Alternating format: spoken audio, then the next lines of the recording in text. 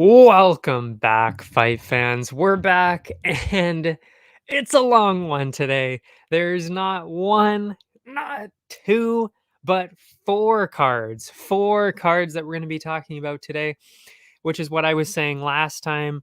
We have UFC Orlando, which was on Saturday. We had BFL 75 in Canada, in Vancouver. That was on Thursday. And we had Unified MMA 47. Yep, 47. That was on Friday. That was in Alberta. And then of course we've got this week's card, UFC 282, the last pay-per-view of the year. So yeah, we're gonna just start right away with UFC Orlando. I don't know how long this is gonna take us, but I will definitely try and keep the uh rambling to a minimum. Let's just try and do that, I guess. Oh, to be fair though, those two short cards were actually very short. Well, I mean, there's the standard like 5 or 6 fights, but they were almost all first round knockouts. So there's not really too much to say about those ones. So those ones will at least be slightly shorter. And the first one we're going to be talking about is a knockout, not in the first round. UFC Orlando. I told you how good this fight was going to be. It's Yazmin. I actually still don't know how to say this. I think it's Yazmin Jauregui. That's what they said on the broadcast. So I'm going to go with that. Yazmin Jauregui and Estela Nunes. I specifically said how good this was going to be. I knew it. I knew just on watching them, this was going to be a crazy striking battle. And that's exactly what we got. And I was so happy to watch it. Really, by the way, this entire card, start to finish, was really, really good. In fact, I don't know if it was the best card of the year, but top three, definitely top five for sure, for sure, for sure. It was quite the card, top to bottom. So, as expected, like I said, wild striking right away. And by the way, I did even say this last time. I didn't really know. I mean, like, I understood the hype behind Jauregui. I saw the fight. I saw her first fight. I know the hype. But I specifically said Estela Nunes, her striking is pretty amazing. And I did put some money on Estela Nunes because I mean, she's a really good striker, and she almost knocked out a couple of her opponents. And Jauregui gets hit a lot, so I thought, okay, this is going to be closer than people think. And you know what? The first round, we saw that. We actually did see that. She got, I don't know if she got two knockdowns, but she did get a huge, huge knockdown to the point where I was like, oh my god, she might actually get this knockout I was talking about. It was close, but she didn't end up getting it. Anyway, Nunes did have that first huge moment, like I said, got a massive, massive knockdown, and I was like, oh my god. Or at least, maybe second round she was gonna get a knockout, maybe something like that. Anyway, Jauregui was keeping it very close, but Nunes was definitely landing clean shots here. She grabbed a quick takedown, never really got control of Nunes. So she actually won the first round, which, like I said, I was feeling pretty confident after that. I was like, oh, okay, here we go. This is exactly what I thought. That Nunes is a lot better than people think she is, really. So yeah, first round for Nunes felt pretty good. Second round, kind of figured this is where it was gonna start, you know, we were going to be able to tell who was going to win based on the second round. I mean, she did end up getting the finish in the second round, but it's like, is Nunes going to slow down, letting Jauregui take over, or are we going to see Nunes win the second round, which would mean then she's going to win the decision? So it all came down to that second round. Either way, no matter what was going to happen. But what happened? Jauregui came in very hard. She is a really what we could have learned, what we did learn from this, and maybe didn't learn it necessarily, but reinforce the idea. She's very smart, and she does listen to her corners and coaches very well, because her coaches specifically said, "Hey, You're letting Nunes get the better of you here. You're better than this. Slow down from a distance and then do your thing from there. Maybe throw in some grappling as well, of course, because Nunes isn't a grappler at all. So that kind of made sense. Well, it made a lot of sense. So Jauregui came in, did land some crisp combos, and got a pretty quick knockdown right away over Nunes. Almost looked like she was going to get a finish right away there. Then slowed it down along the fence again. You know, as the coaches said, don't want to push it too hard because that's what Nunes is good at. She's good in those firefights where you are pushing forward. So good advice and good for her for listening. Again, especially for a rookie, somebody that young. I think she's 23 or something. Very impressive. That's what you want to see. That's what you want to see in a rookie. By the way, maybe looking like rookie of the year for the ladies. I don't know. I think that's a pretty good choice. I think we're going with that so far. But anyway, moving on. Then Jauregui landed another one, got another huge knockdown, and then just ground and pound, busted Nunes open. You know, maybe the ref called it slightly early. I think Nunes could have kept fighting pretty easily.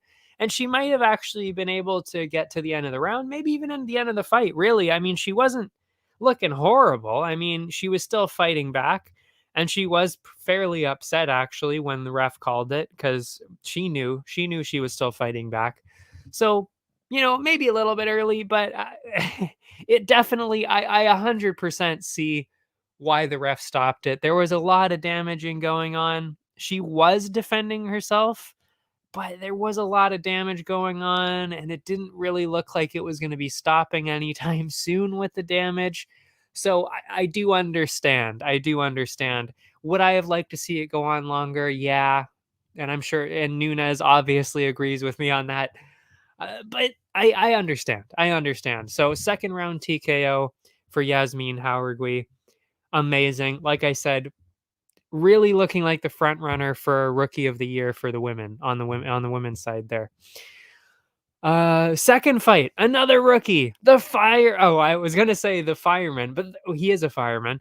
The fire marshal, Francis the Fire Marshal. Why that wasn't his nickname since he started fighting, I have no idea. I mean, he's a fireman. His last name's Marshall. Why would that not be his nickname already? But anyway, it's his nickname now. So he came in and did basically the exact same thing. Well, except for I would say it was slightly more dominant than what we just saw. Marshall pushed the striking early, clearly has a lot of power. I mean, the guy is definitely powerful for what was it, bantamweight or I think it was featherweight. But yeah, Rojo wasn't backing down though. I mean, that's just who he is. Landed a couple of combos and some nice kicks. Rojo then started to get more comfortable, landed a few more heavy ones. Then Marshall turned the tables, rushed in, wobbled Rojo with a heavy combo. Then fighting hard for a takedown, really. I don't really know why he was doing that. That seemed like a bit of a strange strategy. I probably wouldn't have done that with him, because I mean, you've got him rocked on the feet. Stay away from the takedown. Just go in for more striking. I mean, that's what Rojo wants. Rojo wants to be down because then he can recover. So silly to clinch up and go for the takedown there, but whatever. And then really after quite a few illegal cage grabs, it was ridiculous, to be honest. They were talking about it quite a bit on the broadcast, and it was getting a bit much. Rojo was finally told off and then was quickly dragged to the ground. Rojo really was essentially just stalling and holding him, which did let him survive the round, but didn't look good. So obviously Marshall won that first round. Second round, Marshall came in right away. He knows he's going to be getting a finish soon. He can sense it. You're dominating him by quite a bit. So really pushing with those combos, landed a bomb, dropped Rojo on his back, and then a couple of last clean shots and put him out clean with the ground and pound for an amazing, really, performance in his UFC debut. Clean KO in the second round. Amazing. Third fight, There weren't there weren't too many finishes after this one for a little bit.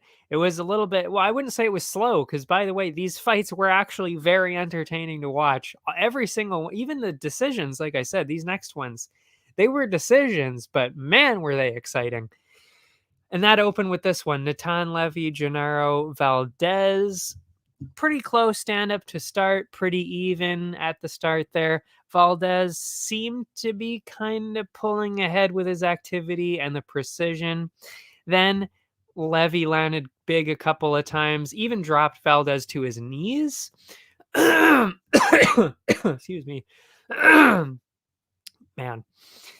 Valdez landed a pretty good one to counter, but Levy started to land some really good body shots. Definitely took the momentum of the round and definitely won that first round thanks to all that. Second round, pretty even again to start, but Valdez was the one that was landing pretty heavy now, pushed Levy back into the fence. Levy then started to switch it up, going for takedowns because of striking, kind of moving in the other direction. So why not switch it up with some takedowns? Smart. Took a while. He did eventually get it. It was a close round, but the early damage of Valdez, I had it tied. I had it tied 1-1, but it was close. I could have seen it going in either direction at that point. Doctor did come in to look at the foot of Valdez at the start of the third because me foot was a balloon, as Connor would say. Yeah, it was disgusting. Disgusting, his foot. I mean, it was seriously ballooned up to where it was like, like if you hit that the wrong way, it might actually start to, I don't want to say explode, but you could have some serious damage like there where it's really not looking good and you've got to, drain it like that because it was looking really bad. But doctor let it go on and he was walking, as well as you could in that situation. Wasn't really stumbling all over the place, so that's better than nothing. Valdez wasn't slowed down by that though, like I said. Still walked forward, landing pretty nicely. Um yeah, and a pretty low blow, another low blow, I should say, coming from Levy. Valdez was down pretty bad actually for a while. Um but no points taken away, and I think that was fair. It wasn't, there weren't enough fouls at that point to really call for a point deduction. um, Levy started landing some good kicks, lit him up a couple of times, but then, but then was lit up by Valdez. So Valdez kind of coming back in with it.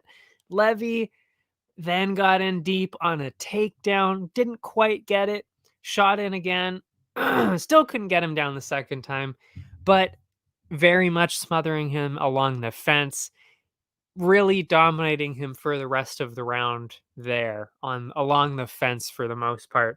Um, really, really close though. Really, really close in the last round. So, I mean, to be honest, it really could have gone either way on the cards. I had it 29-28 for Levy because of that grappling in the last round. But like I said, I wouldn't have been shocked. I wouldn't have been shocked for it to go in either direction. But the judges did end up going with Levy 29-28, 29-28, and a 30-27 for Levy. I'm not, I probably wouldn't have gone with the 30-27, but again, like I said, both of those last rounds could have gone either way. So again, not hugely shocked either way on that one. So yeah, good win for Natan Levy. He's had a rough time in the UFC. He hasn't been able to fight much. I think it was one loss in there, a bit iffy here and there, but still looks promising. So hoping for good things from there. The next one, Jonathan Pierce, Darren Elkins. I thought this was, I think like pretty much everybody else, I thought this was going to be over pretty quick. Not because I didn't think Darren Elkins wasn't tough enough to be there the entire fight, but because really, I honestly just thought even with Darren Elkins, this is going to be way too much. And really, it kind of was. It was an absolute massacre, really, the entire fight. It was not even close. Pierce just, well, actually, I wouldn't even say it wasn't horribly close, but yeah, because Elkins did have his moments in there, but yeah, it was the damage for sure was ironically, considering Elkins his nickname is the damage.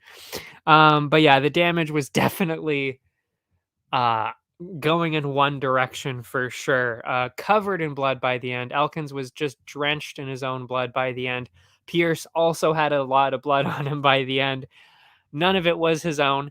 So yeah, lots of elbows with ground and pound, lots of kicks. I mean, seriously, within the first 30 seconds, Elkins ate three massive front kicks straight to the face. Didn't even block them at all. Just bam, right in his face 3 times in a row. I mean, right there when that happens, it's like, well, this is not going to look, this is not going to be good for Elkins at all. But like I said, made it to the final bell. Just, I mean, it was just Pierce all day with that. It was crazy. That being said, like I said, Elkins did have his moments. He did actually pressure Pierce a couple of times and landed some good things.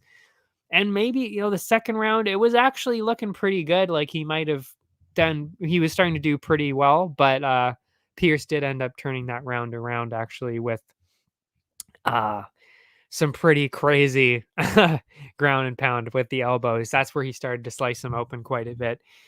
But anyway, again, clear win for Jonathan Pierce. I don't need to go into the detail, like the fine details of it. Just absolute dominance, which is what we expected. I mean, again, we expected there to be a finish. So that was kind of the only real surprising part of it, I guess, is that he really did make it to the final bell, which is incredible. Because if you saw that, especially if you see the damage after, you'd be like, wow, that's insanity.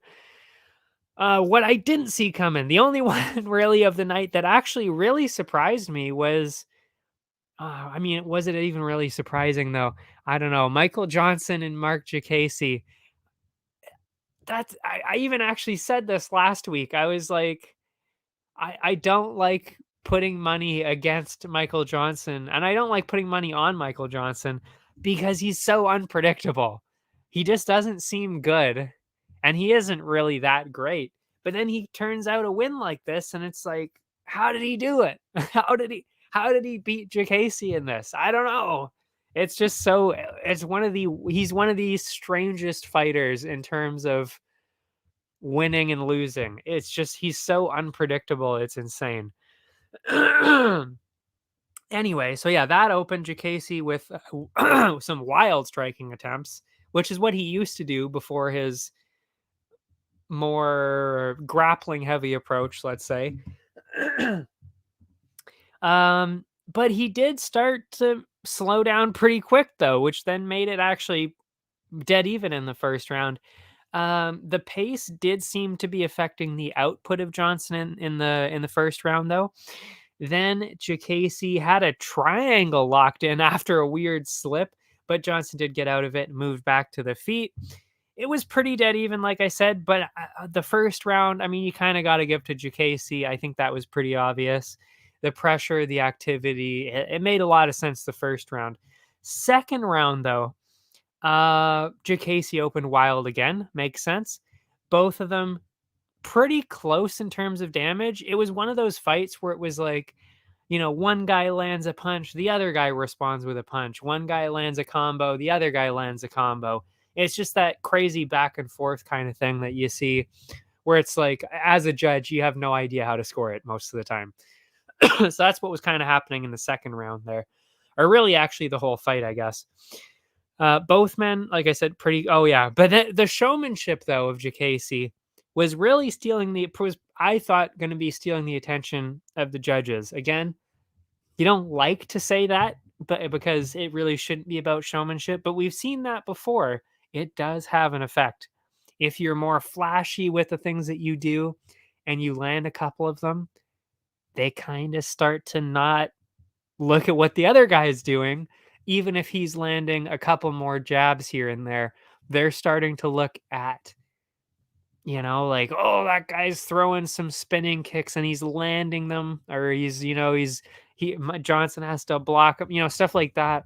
starts to go in favor of the guy doing the flashy things. As the round went on, though, Johnson was landing a lot better. Jacasey was slipping most of those shots, so he was getting out of the way, but he did land some pretty clean ones.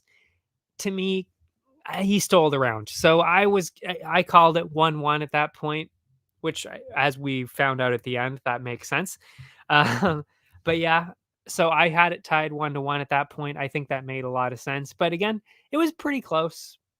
So, wouldn't have been absolutely insane for Jacasey to be up 2-0 at that point, but Johnson did make more sense. Final round, pretty even. Jacasey was noticeably more calm and focused now. He wasn't doing the wild things anymore. It was dead even the whole round, like I said. It was another one of those things, back and forth. Jacasey did land the first noticeable large combo of the round, though. Notable, I should say. That's what I wrote down anyway in my notes. Johnson seemed to have a higher pace as it went on, though, and landed a heavy combo that seemed to wobble Jacasey. And with that little bit, just that little bit extra, that's all it took for me. I gave Johnson the round, which meant 29-28 on my cards. And that's exactly what, two of the judges had. They had 29-28, 29-28, and then one of them had it 30-27. I don't really agree with that one too much. I would say that's getting into, like, I don't know about that one. Kind of like the Levy one a little bit. I think 30-27, I don't think that was fully justified. In this case, I would say it was definitely less justified than the Levy one. I definitely would have called it 29-28 in either direction, really, at that point, because it was that close, but not 30-27. I don't think so. The sixth fight. I don't know why. I really need to stop doing this. Not stop doing it, but I need to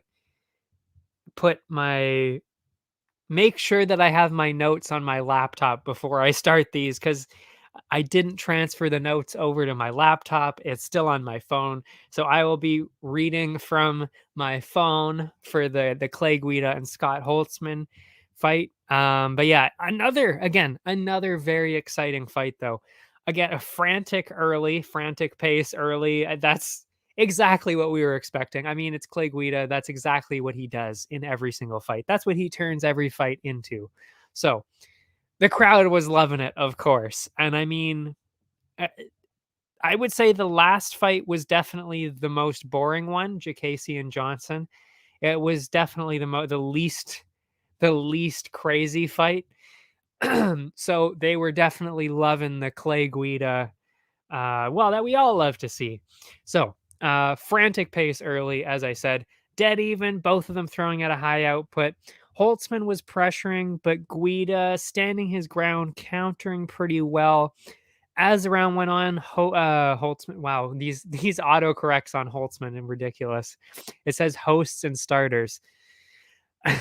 Holtzman started to land better, pushing Guida into the fence, landing pretty heavy, but Guida landed an absolute bomb at the end of the round. I didn't personally think it was enough to steal the round back, so I had it Holtzman.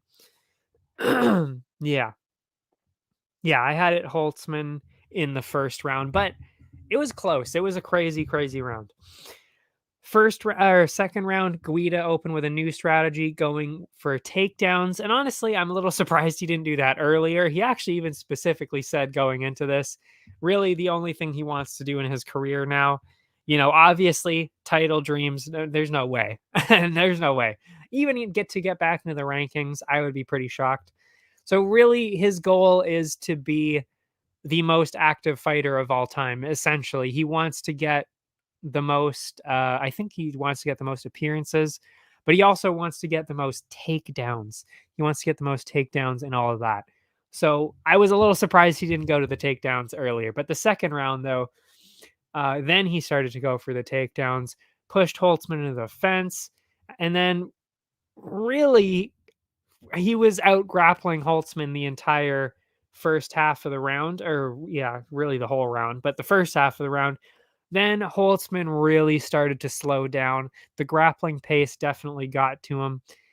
And that is something you cannot do against Guida. You cannot slow down against Guida because he will never slow down. That's just who he is.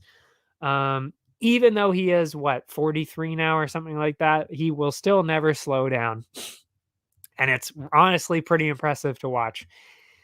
So yeah, Guida took advantage of that, kept that grappling pace going, clearly won the second round. So I had it tied 1-1 at that point. Third round, Holtzman did open with some pretty good shots, but pretty clear again, the pace of Guida was definitely giving him some problems again. And then after a couple minutes of striking, Guida then went back to his grappling, throwing Holtzman into the ground. And with a few more takedowns, he actually landed, I think it was 4 or 5, maybe even more actually, 4 or 5, maybe 6 takedowns, which then I would say pretty clearly gave him the win in the decision. It was close though, so I wasn't completely opposed to a 29-28 in the other direction, but I think the clear way to go was Clay Guida, and 2 out of the 3 judges agreed with me. The other one went for Holtzman on that. So it's 29-28, 29-28 for Guida, and then 29-28 in the other direction. I'm going to have a little bit of water because my throat is worse than normal.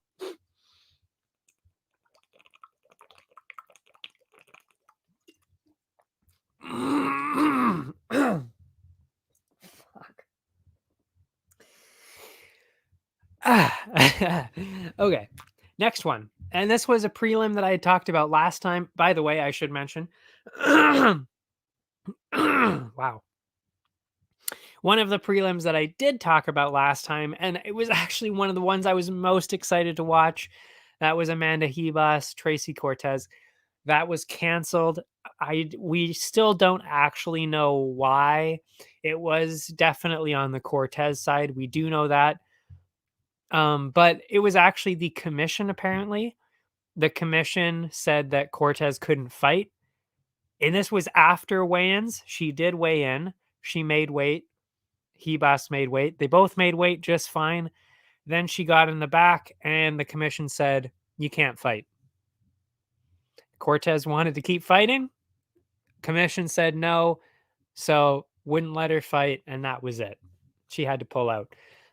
Which is why, if you did watch the broadcast, if you watched UFC Orlando, you would have seen, or actually if you even saw on social media as well, they did have a picture together. They were actually sitting fairly close together and are clearly, they do like each other.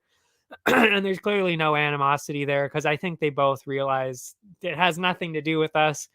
The commission was the one that stopped the fight from happening. So, no reason to hate each other. Hate on the commission instead, because they were the ones that ended it.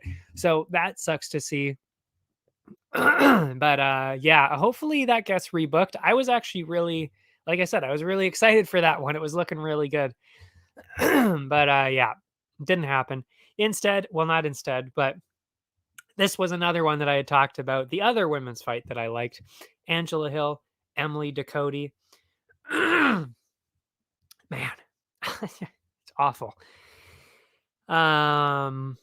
Yeah, my prediction was Ducote, but I even specifically said last week I was flipping back and forth on this. So I wasn't really surprised by what happened. I knew it was going to be really close, and I knew that Angela Hill definitely had the potential to do what she did, which is just overwhelm Ducote with activity. That's really all that happened there. Yeah, because Ducote seems to have a problem where she has a problem getting going, really. She doesn't turn up the pace high enough to keep up with somebody like Hill. And that's really all that happened. I mean, first round. What?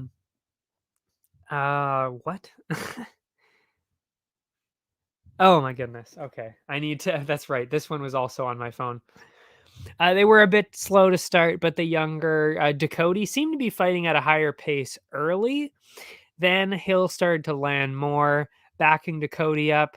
And then, like I said, it's really the lack of activity from Dakota, because then when her opponents start going, no matter who that is, when her opponents start going, she ends up not throwing anything, not doing anything back, which then, if you're just active the entire time, that means that she's not really throwing anything back at you. And that's exactly what started to be the problem. She didn't really have too much activity from the first round, even just based on the first round, like I said. Second round, Dakota did try to get things going, but again, Hill wasn't really letting her throw out much output. I mean, Hill was relentless, just walked her down, throwing combo after combo, just never stopped with the activity from Hill. And that was really, again, the entire second round. So already you're 2 rounds down because of essentially inactivity. And the corners were super frustrated too. I mean, they even mentioned it on the broadcast that they could tell that the corners were just like, "Oh my god." Like, they were just getting frustrated, like, "Come on, like you're better than this." And I know, I can tell too. Even as a viewer, I can tell Dakota is good, but there's just something, actually, I would say what she is kind of like, she's kind of like Kennedy Zachukwu, which is what we talked about before. She has such amazing potential, just like Kennedy, but they both have that problem starting. They just can't start and get into it. They can't just jump right in and get into it. They let their opponents dictate the pace, and you can't do that. You cannot do that, especially against people that are ranked. And that is exactly what happened to Dakota. She let Hill dictate the pace the entire fight and just lost all 3 rounds like that. And I'm not saying, it's not all Dakota's fault. Like, I mean, it's it's Hill being also just very good. By the way, that was also Hill's personal best in terms of output. I had the numbers here, actually. I will share that. I mean, not exact numbers. She landed over 150 strikes, and over 300 strikes were thrown from the Hill side. So, you know, like, that's a lot of output. That was her personal best, and she's already a pretty relentless fighter as it is. So that was clearly the strategy, and it was a perfect strategy because it worked every single round. Just absolutely dominant, not even close. And like I said, I probably should have seen that one coming because Hill is experienced. She's an amazing striker in terms of output, especially. And for somebody that we know kind of struggles with output in Dakota, I probably should have gone in that other direction, which is why I said I was flipping back and forth on it. So my bad on that one. I feel bad about that because I did kind of see that one coming. Then it was the main card. That opened with Phil Rowe and Nico Price, both Florida guys, which is unfortunate because they were in Florida. So as a Floridian, how do you pick? Seriously, that's why they always go with one person from where they're from and then some outsider, because then the crowd has somebody to cheer for. But when they're both from Florida, what do you do in that case? I don't know. But both of them, this was also pretty close, and it did go to, actually, no, it didn't go to a decision. Both of them were throwing out a lot early. It seemed to be Price that was landing better, landing some good shots in close. As the round went on, though, Rowe started to get more comfortable and land more.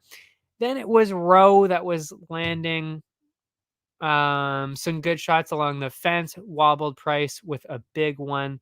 Price was keeping it close, but lost the round because Rowe seemed to just be landing the harder shots. And that's kind of what really actually the whole story of the fight was. Rowe was just landing the heavier shots. Even though Price was keeping up with the pace, Rowe was just landing harder. That's really all that kept happening. The second round, Price knew he was down, came in heavy, pushed Rowe into the cage. Then Rowe responded with a takedown. Ended up letting Price back up, which was a bit strange. Why go for the takedown if you're just going to let him down, let him back up anyway? That seemed a bit weird. Price was getting in close. Sadly, this did allow Rowe to get some crisp combos. Started to open up some damage on the face of Hill. Then out of nowhere, Rowe managed to lock in a tight submission. I mean, seriously, it was out of nowhere. It was like I did not see any submission coming out of this at all. Price rolled out of it pretty nicely, though, which was pretty cool to watch. Then found himself stuck on the ground with Rowe cranking his neck from his back. And with that, pretty clearly that Rowe, pretty clear, Rowe won the second round there. So up 2-0 already. So again, somebody as smart as Price, he knows he's got to get going. He's experienced. He knows he's got to get a finish in the third round. And that's when things start to get crazy because somebody gets desperate here. So Price opened up the final round with the wild combos, didn't slow down at all. Price used that momentum to go crazy with combos, did wobble Rowe multiple times. So it did actually look like he was going to start coming back here. Eventually dropped him to the ground. And it was a one-sided affair for a minute, but Rowe did get back up. Price was still throwing on the feet, but he really emptied the tank trying to get the finish earlier in that round. And we've seen it before. When you really try to go for the finish, the cardio then fails you because you tried too hard to get the finish. And that's exactly what happened here. Price didn't get the finish and then didn't have any cardio left. So then Rowe sensed that, swarmed in, landed. I mean, then he let it loose. And because, of course, Price was too tired at that point, Rowe did end up getting the finish. I will say, very early stoppage. I think that was completely unwarranted in terms of a stoppage. I think it was pretty clear that this was going to be going the distance. So I think that was a bit absurd. But I will say it was not looking good for Price. So, save him from damage, I guess. In that way it makes sense, but it was pretty early. It was a very, very early stoppage. But he was not going to win that fight anyway. So, I can't be too upset about it, but you still don't like it to be done that early. And I'm sure Price wasn't overly happy about it either. But again, he probably also realized I was probably going to lose anyway. So yeah, TKO in the third round for Phil Rowe on that one. And now we've got the first Daukaus brother that we're going to talk about today, Kyle Daukaus. Yeah, did not look that good. And you know what? I think we all learned something. I think we did. I think we all learned that, I don't like to say this because I was actually a Daukaus fan too, but I gotta say, I think we overrated him. I think we overrated Daukaus because you know what? He hasn't looked good. He has not looked good for his last few fights, and this was honestly the worst one. It really was. It did not look good at any moment, really.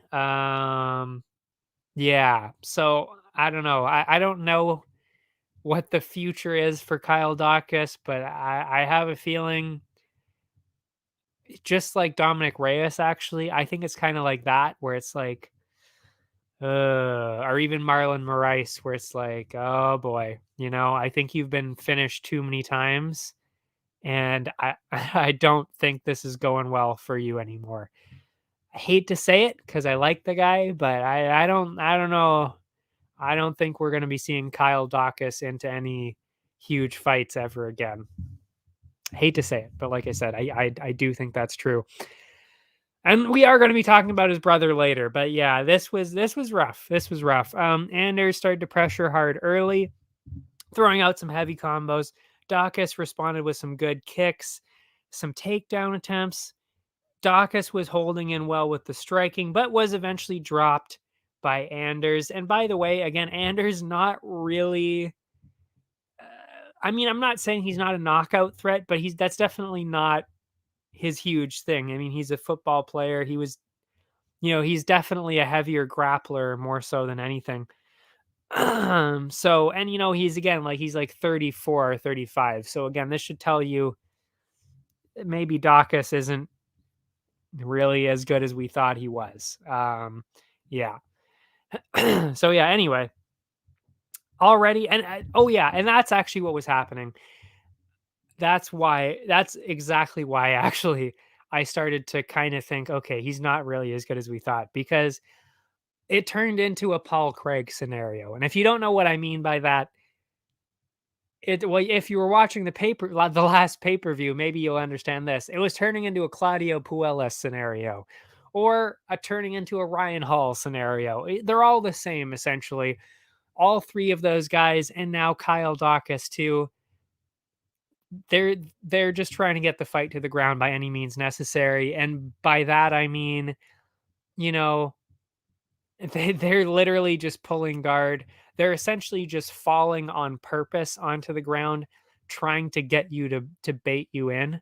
But it's like, even I wouldn't fall for that. Like, I'm not a fighter, and I wouldn't fall for that. Like, I know what you're trying to do. You're trying to get me to the ground. Why would I want to go on the ground with you when I just knocked you down multiple times? Like, it's just stupid. So it's like, then you see Kyle Dawkins rolling around on the ground trying to get a takedown. It's absurd. It's just not going to work. It's a terrible strategy against anybody that has any remote fight IQ, that is a somewhat decent striker. You're never going to beat somebody like that. You cannot do that. And I mean, again, we saw that this year from all of those guys. We saw Claudio Puelles get screwed with that against Hooker. We saw Paul Craig get screwed with that against, I think it was Uzdemir. And we saw Ryan Hall get screwed with that finally, good God, by somebody else too. It was Topuria, but that was actually, I think, over a year ago. And now we saw it with Dawkins. You just can't do that. It's just not going to work. It will never work against somebody that is a half decent opponent with fight IQ with striking. You're just never going to win like that. So, like I said, I just don't see too much of a future for Dawkins anymore. And I hate to say that, because again, he did seem good before that, but now I think we've seen that glaring hole where it's like, okay, this is rough. Anyway, impressive win for Eric Anders, though. Let's just say that. It wasn't just Dawkins being bad. It was also Anders being very, very good. It was impressive to watch. Anyway, moving on. Again, fight number 10. By the way, we've got so much to go through. It's crazy. So I'm really trying to move forward on this. I really am. Hermansson. I thought it was going to be Hermansson decision, like most people, but I think I specifically said this. I was actually kind of nervous that Roman Dolidze was going to get a KO, but I did think that because of course, what happened with Chris Curtis, that Hermansson was going to be able to avoid it. And you know what? I was actually, I was definitely on the right track. I mean, the first round, I'll just, breeze through all these fights now. I mean, we need to keep moving here. We're 45 minutes deep, and we're not even on the second card yet out of 4. Yeah, like the first round, we did see that. We saw with Hermansson clearly was winning the round. Well, I wouldn't say clearly, but it was definitely like, okay, Hermansson won the first round exactly the way we thought he would, avoiding the damage, doing some grappling. It makes sense. He won the first round. Second round got very, very interesting. They did, the crowd was starting to boo at this point because they're so blessed with the prelims. I mean, the prelims were so crazy that this fight seemed like a like a nap. Like people were gonna fall asleep during this one. But Hermansson did break up the striking with the takedown exactly like we thought he would, control it with the grappling.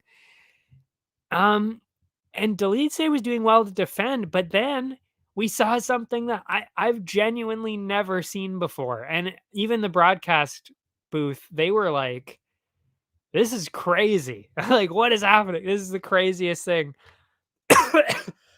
Excuse me. Choked on that. Wow. That got me. That threw me off there. Yeah, it was something I've never seen before. Hermansson was stuck in a calf slicer, which you never see. You never see calf slicers in the UFC because it is so hard to get stuck in that position. But that's exactly what we saw, and it got crazy. Dolidze had him stuck in a calf slicer. Hermansson literally had no way to get out of it. And really, Dolidze just took advantage of that, kept the ground and pound going. And because Hermansson couldn't move, he couldn't get out of it, the ref was forced to stop it. Did not see that one coming at all. Crazy, crazy finish for Roman Dolidze. So I'm pretty impressed by that. I don't want to say lucky, but I mean, he keeps getting these bizarre finishes that you don't see coming. And it's like, how is he doing this? But anyway, then we had the heavyweights, fight 11. I did have Tuivasa. But I mean, could go either way at this point because they were swanging and banging, as they say. Both of them, like I said, I mean, the fight only lasted a minute. So they were both throwing crazy shots right at the start. And really, what happened was Pavlovich landed the first big one, the first combo, rocked Tuivasa, kept that going. And that was it. No early stoppage for Pavlovich this time. We can't call early stoppage like the Lewis thing. No fluke. It was literally we just saw how good he really is. That's what I learned from it. I mean, no knock on Tuivasa at all. Nothing bad to say about Tuivasa. He did well. He landed a couple of good shots. He started to kind of weather it, but ultimately, that's just how good Sergei Pavlovich really is. That's kind of what I learned from it. And yeah, I think he's going to be fighting somebody like probably Cyril Gane, somebody like that, or even Volkov. Volkov would make a lot of sense because then, Volkov or Pavlovich would be then next in line to fight Gane at that point, possibly. I think that would make a lot of sense. But yeah, a real deal top 5, I would say, contender in Pavlovich now, which could not have said that before because that Lewis stoppage was egregious to say the least.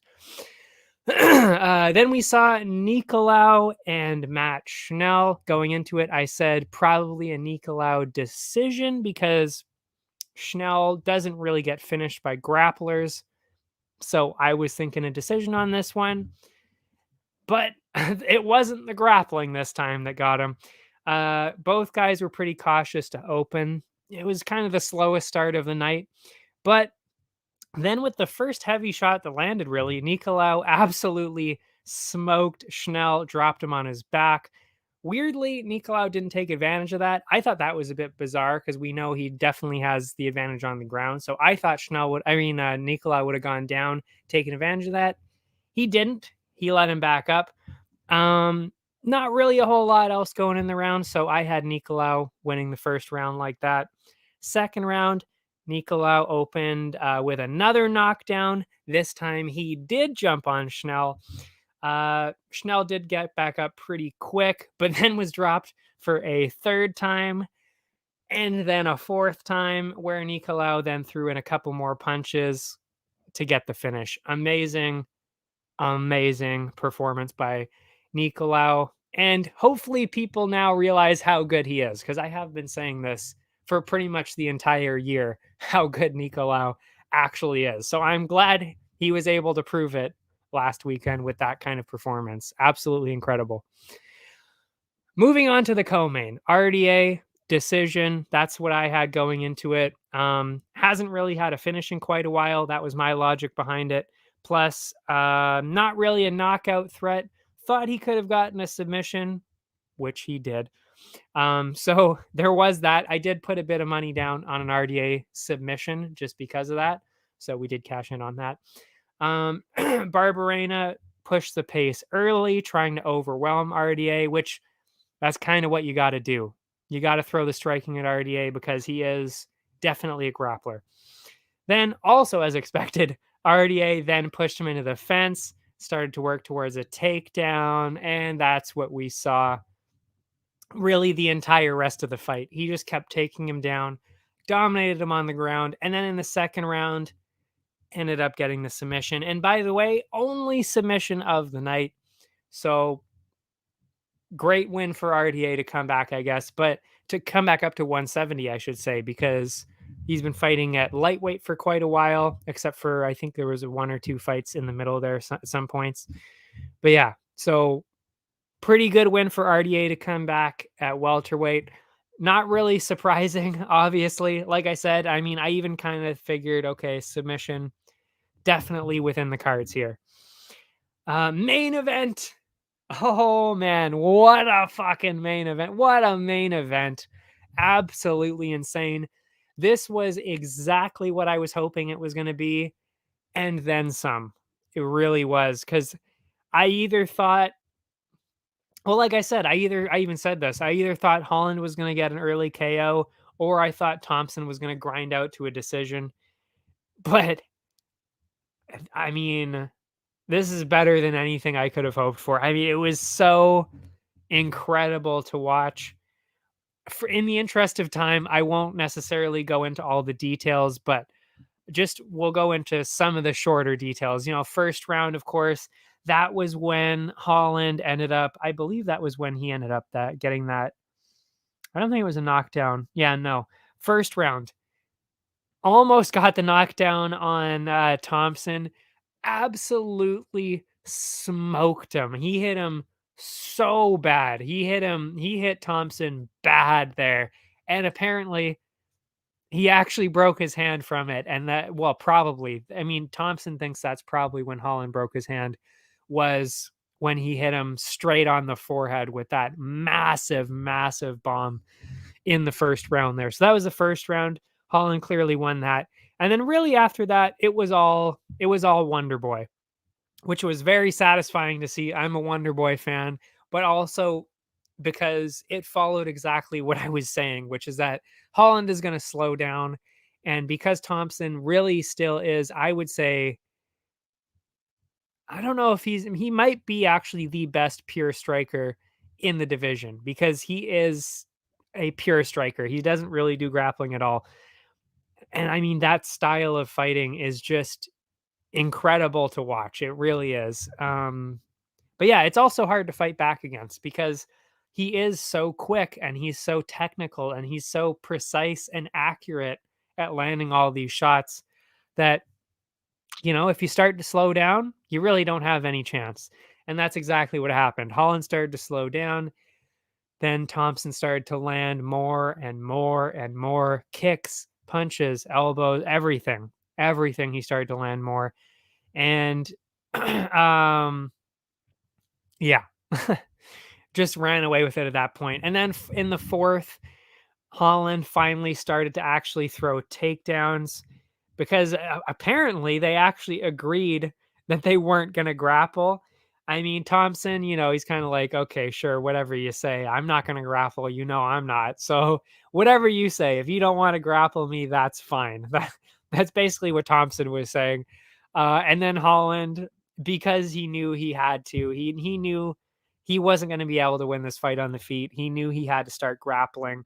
So fourth round came in grappling, but it just really didn't help at all, because again, he was exhausted. So there was no way he was going to take down a completely fresh Wonder Boy at that point. There was absolutely no way. So really, you know, Wonder Boy just kept that going and kept the striking going until he had Holland wobbling all over the place in the fourth round. It looked horrible. And then after the fourth round, we ended up seeing the corner was the one who threw in the towel. It was not Holland, but you know, I totally understand. I mean, would I, excuse me, would I have wanted to see the fifth round? Of course, we all wanted to see the fifth round. You know, to either see Thompson get a beautiful knockout, an actual knockout, or to see maybe a decision, to see Holland maybe pursue all the way to the end. That would have been cool to see. And maybe, you never know. I mean, Holland's a crazy guy. He might have landed something. You never know. But I doubt it, but you never know. But instead, the corner did throw in the towel. And, there was no fighting. There was no fight from Holland. He was never like, oh, what the fuck? He was never like that. He was like, that's fair. Especially since, his hand was broken. Actually, both of his hands might have been broken or something like that. And he clearly wasn't winning the fight. He was clearly going to be losing the fight. So I totally understand. I'm definitely not shitting all over the corner or Holland himself for that. I mean, that is I would say, as fair of a corner stoppage as you're really going to see, because Holland is not the kind of guy that really is ever going to give up. So you might want to save him from himself at that point. So I totally understand why they did that. But as a viewer, of course, I wanted to see it keep going. So, incredible performance by Wonder Boy. No surprise to me. Like I said, I did specifically say that last week, and I hope some people took advantage of that Thompson betting line, because he was the underdog, which I thought that was kind of insane, considering he's clearly still one of the best strikers in the UFC. So I thought that was a bit absurd that he was the underdog in that case, but whatever, we cashed in. So it's all good. But yeah, the bonuses, obviously KO bonus, Sergei Pavlovich, that first round. I mean, that I was honestly, I'm not even kidding. Up until the last fight, that was my fight of the night. It really was. And it was a minute long, and that was my fight of the night. That tells you how good that KO was. Sub of the night, there was only one, so that was obviously RDA. Brawl of the night, I mean, obviously that was Wonder Boy and Holland. And my most valuable fighter was actually also Wonder Boy, because it's just crazy. I mean, he's not ancient. Like, he's only, what is it, like 37 or something like that, or something like that. He's not like super crazy old or something like that. He's not like, edging on 50, he's not 45 or something like that. So he's definitely still, within that range for sure. But still, to still be that quick, that precise, and that power. I mean, he doesn't have a crazy amount of power, but still, I think a lot of those shots would have knocked out pretty much anybody else. That just tells you how durable Holland actually is. So yeah, I mean, for Wonder Boy to do that at that age and to really use that style at that age is what I should say, because grapplers can do things a lot later in life, which is why there's so many jujitsu guys that are like 40 something, like late 40s, that are still pretty competitive in MMA, because they're jujitsu guys. They can seriously do that forever. But strikers like that, with that kind of movement, I mean, it just doesn't even seem real that he is still doing that at that age. It's crazy.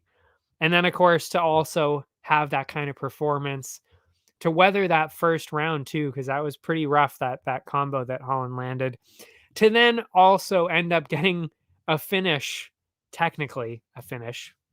Yeah. And with that reach too, with Holland's reach, to overcome that reach and do that too, just incredible. I mean, all around, what, like, Wonder Boy. And the name fits so well, because it's just, yeah, he's like a superhero. He really is. It's crazy. So yeah, that was UFC Orlando, and what a card it was. Before we take our break, we're not even going to be taking a break for probably like 20 minutes or half an hour. Because we've got to get into these other two cards, the Canadian cards. I got to find them here in my notes first. And we will open up with the one that was on Thursday. That was BFL 75, a huge milestone for BFL. And you know what? It was definitely a card worthy of the title, the 75th card. It was definitely worthy of that. I'm a little disappointed. I mean, I'm actually very disappointed that the fight and the title that I was most excited about, Navid Zanganeh and Dario Sinagoga. That was canceled because Sinagoga missed weight by fucking 11 pounds or some bullshit like that. I mean, what a complete fucking asshole. I mean, listen, I mean, I don't care. You know, if you miss by 2 or 3 pounds, that's pretty egregious. But, you know, clearly something went wrong at that point with 2 or 3 pounds. But 11 pounds, fuck off. Like, seriously, just don't even show up and just cancel the fight. Because that's offensive. I would be fully offended if my opponent came in 10 or 11 pounds overweight. I would straight up be fully offended by that. That's some bullshit. So I was pretty pissed by that, as you can tell. And it was a title fight too. I mean, come on. Come on. What bullshit is that? Anyway, moving on from that, the card that actually did happen, the fights that did happen were pretty good. So yeah, Keanan Patershuk and Keenan Keller. Bizarre that there were two Keenans. That I don't think that's ever happened before. Not a common name. So for that to happen, that's weird. This was one of the first round knockouts. Patershuk ran in with some pretty heavy striking right away. That did lead into a takedown from Keller. That quickly led to some dominant grappling for Keller. He then slowly made his way to the back of Patershuk, threatening submissions. Keller did get back up a couple of times, but was dragged back down.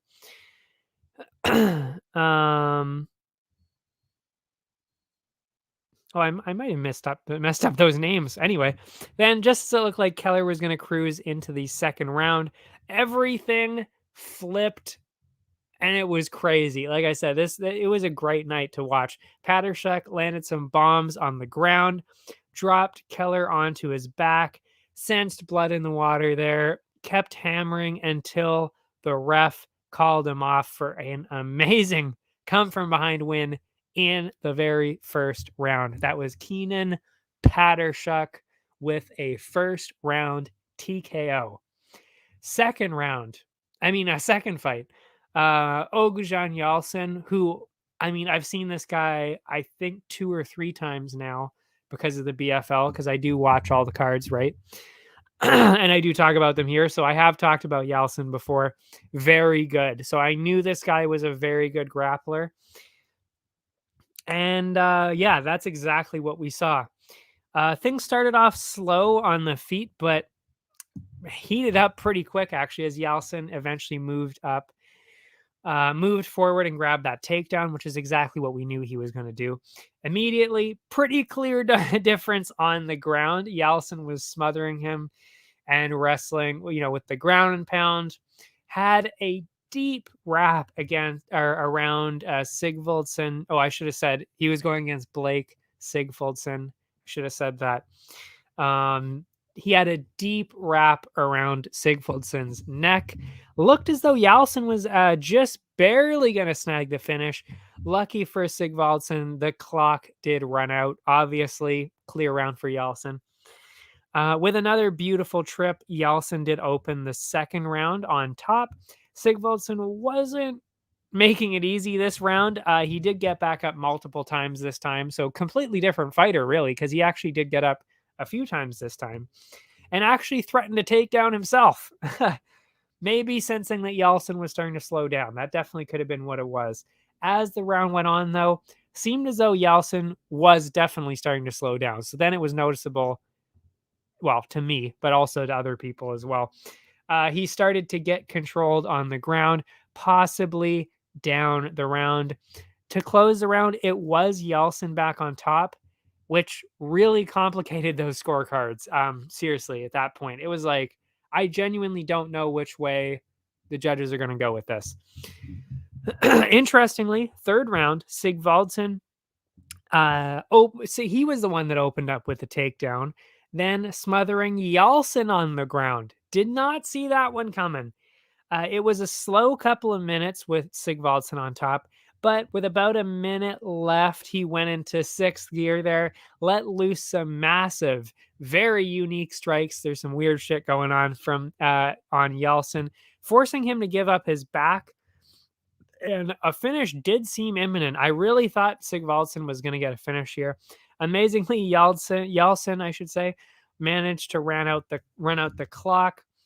And then, yeah, that was it. With rounds like that, I even wrote down here the judges really could have gone either way. Personally, I actually scored it 28-28. I had it a tie because I had the first two rounds for Yeltsin, and that last round was absolute dominance for Sigvaldsson. So I actually had it a 10-8. So I actually think the 28-28 would have made more sense. I think that's the way they should have scored it. But again, it was so close that it really could have gone either way. And really, they could have gone 10-9 or 10-8 on the last one. I think 10-8 was pretty fair, though. So I think they kind of dropped the ball on that one because it was complete dominance, seriously. And he was close to finishing the fight a couple of times. By criteria, that should be a 10-8. But anyway, the judges were actually split, though. They had it 29-28, 29-28, and then, of course, 29-28 in the other direction. And not Sigvaldsson, Yeltsin, Ogujan Yeltsin did end up getting the split decision win. Very exciting fight. Like I said, all of these fights were honestly fantastic to watch. And that doesn't necessarily always happen with regional MMA, but BFL is actually really good. It's a really good regional MMA. It really is. Every single card I've seen of BFL has been solid. Like, I've enjoyed every single card I've watched. Unified, there was definitely a card here and there where I was like, eh. But BFL, solid shit. Anyway, third fight, Gagan, Gill, Ryan Rahovich. This was another first rounder. And to be honest, I kind of saw this one coming because I've seen both of these guys before. So I kind of knew how this was going to go. I was going with Gagan Gill all day. Both of them landing some huge strikes early, very even on the feet, really. But then the momentum actually shifted towards Rahovich as he grabbed a takedown, Gagan Gill being a boxer for the most part. Then it got dangerous for Gill from there. Like I said, he was stuck in a guillotine a few different times. But then Gill did turn it around on the ground, grabbed control. They then moved back to their feet. And that's where Gill stole the show with those boxing skills. Gill started to land these nice combos, had Rahovich wobbled from there, landed an incredible left hook there, putting Rahovich out clean at the end of the first round. So first round, clean knockout for Gagan Gill. Amazing. Fourth fight, Mitch Strzelecki, Austin Russell. I knew this was going to be close, and I knew it was going to be exciting. And it ended in a no contest. Fuck. And it's so unfortunate, and it's even more unfortunate than you think. And I will get into why that is after I describe what happened here. Strzelecki was the one pushing forward early with the striking, backing Russell up into the fence. Russell responded with a takedown. On top, less than a minute into the fight. From there, Russell controlled him and shredded him with ground and pound for a few minutes straight. Strzelecki did manage to get back up, eventually threatened a nasty guillotine, but clearly dropped the first round on the card. So Russell was pretty clearly up 1-0 at that point. Second round, something strange happened right away to open the round. A completely illegal, like, no question about it. As soon as I saw it, I was like, oh, fuck, here we go again. Completely illegal up kick. Blinded Russell completely. Like, literally, I don't think he could really see much of anything. So obviously could not defend himself at all. And Strzelecki then, quickly finished him. He quickly got a TKO, but And it was because the ref didn't stop it. That's what was so strange, is that it was a blatantly illegal up kick that was horrible. And Russell even called it out and said that was, I'm pretty sure that was an up kick. Like, what the fuck? I can't see anything right now. Like, this is crazy. And the ref didn't stop it. So he basically got TKO'd for no fucking reason. And then the ref realized, okay, you know what? Let's look at that on the replay because I think something's going on here. And they did see it. They saw, yes, blatantly illegal up kick because Russell was on his knees at the time. He was over top, grappling on top with both of his knees fully on the ground, even actually had his hands maybe on the ground. I think actually he might have been throwing strikes at the time from his knees like that, on top, ground and pound. And then Strazella maneuvered himself and then full on up kick straight to the face. So yeah, blatantly illegal. They saw that right away on the replay. And then of course, blatantly, that was as clear of a no contest as you could possibly have, so yeah, obviously no contest was the correct ruling. I'm glad that they saw it. But yeah, very unfortunate. And not only unfortunate because of that, but Austin Russell, if you've been watching the BFL cards, Austin Russell had this exact same thing happen to him 2 fights ago against somebody where his opponent landed multiple illegal up kicks to the face. And somehow Austin Russell pushed through that to get to get the win. And I gave him the most valuable fighter bonus for that fight because it was just so fucking egregiously illegal what the other guy was doing, and nothing happened from it. So it's like now he was winning this fight too, gets illegally up kicked for a second time, by a second person, and now it's a no contest. So basically he gets robbed of this win because he was definitely running towards a win for sure. Gets completely robbed of a win, gets TKO'd, and then it's ruled a no contest. So it's like you go through the whole fight camp, you go through the whole fight, and then you get up kicked, and then you get TKO'd for a no contest. I mean, like, absolutely brutal. Absolutely brutal. There is nothing else to say. That, like, horrendous luck for Austin Russell. Yeah, I should actually message him actually, because I was messaging him after the last fight.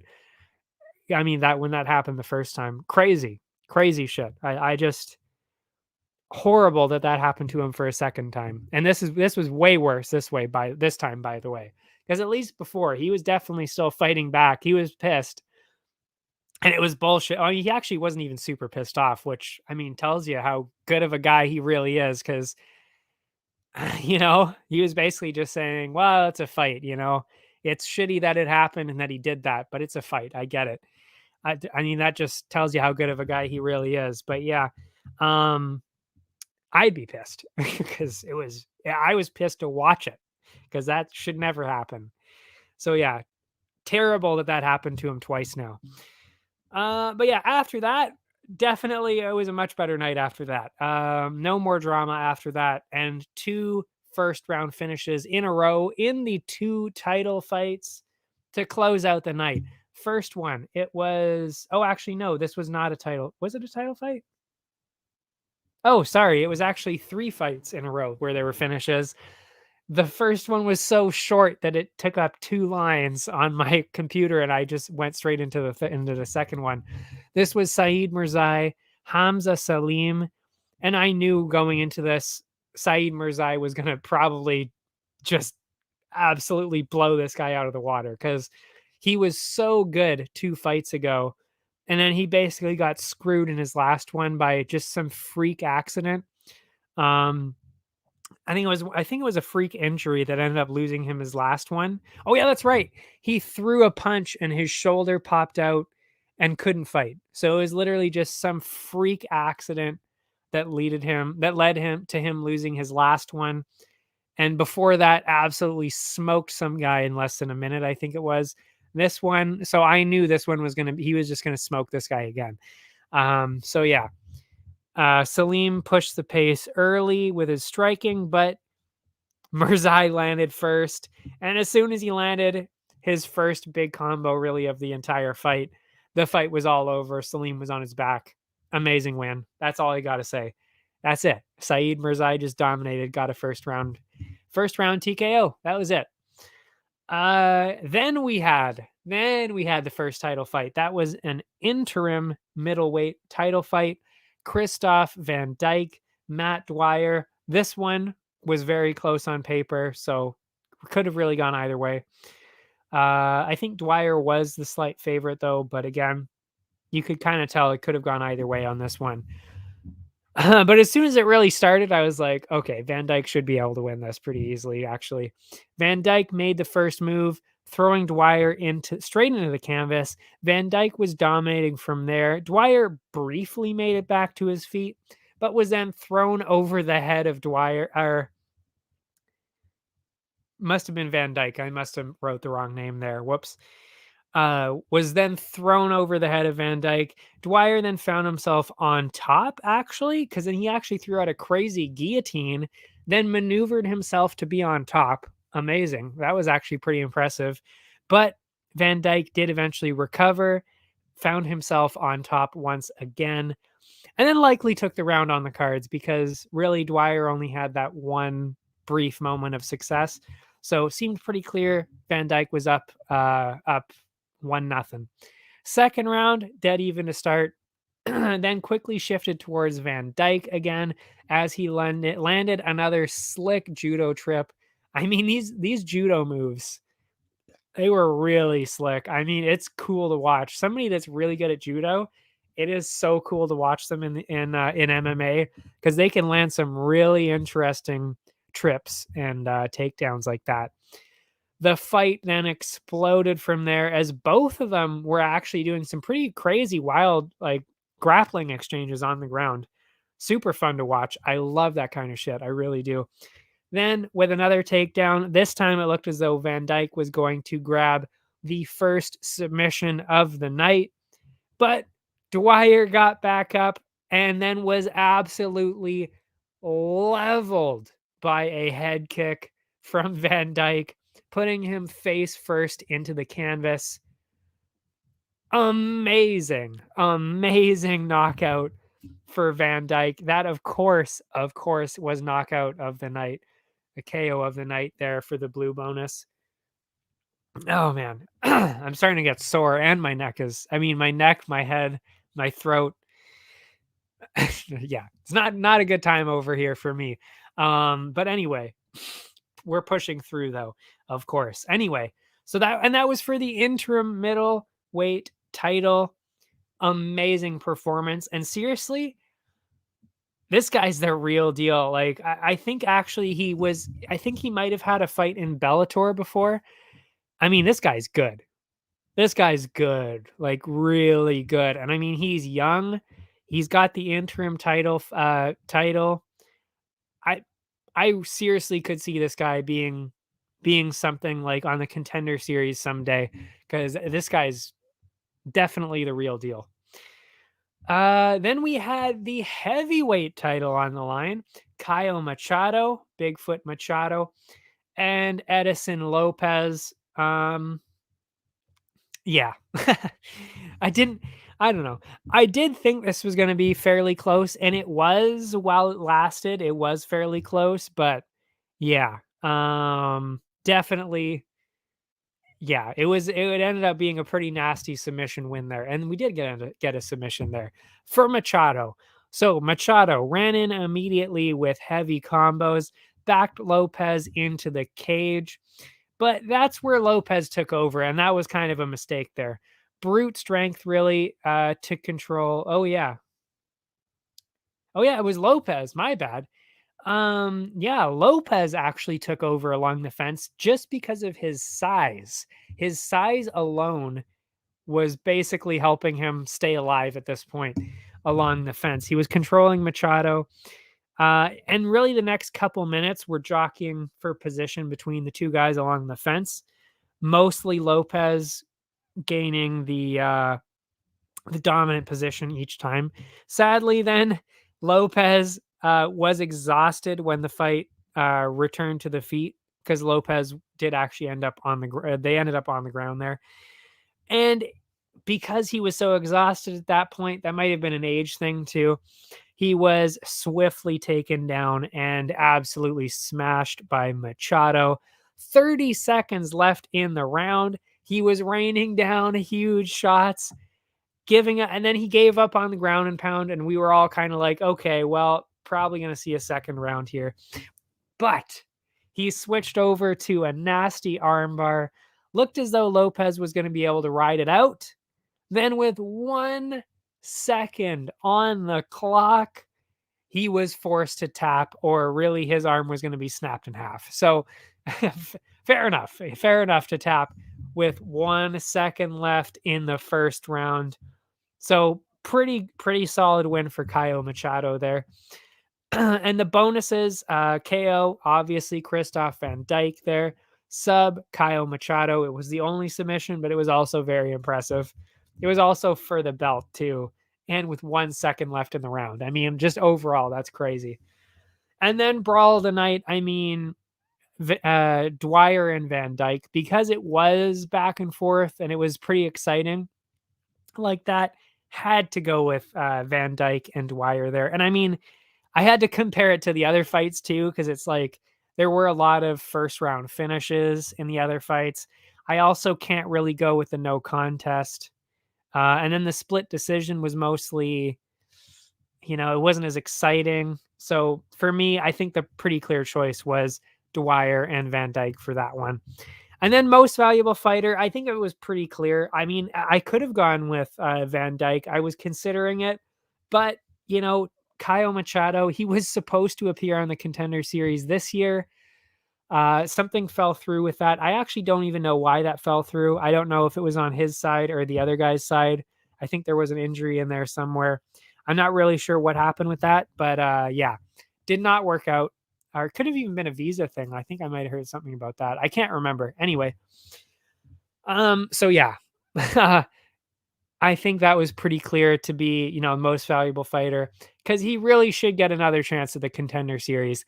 That being said, I will say at heavyweight, he's one of those guys. He's one of those guys where at heavyweight, I just can't see a whole lot of success.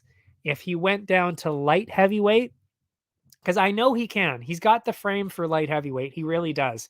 If he just loses, I would say, I think it's about 20 pounds.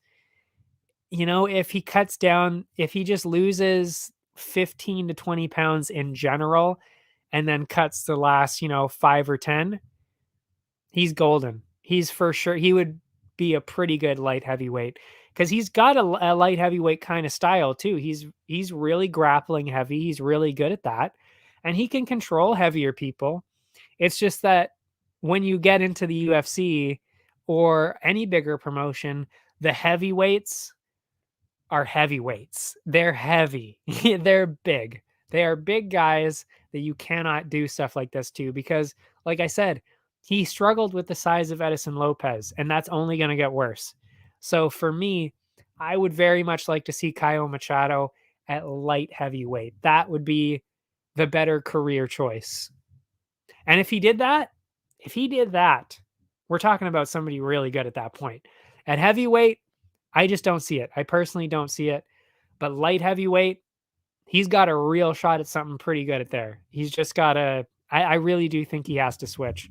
But either way, I really hope he gets that shot on the Contender Series. But yeah, so that was BFL.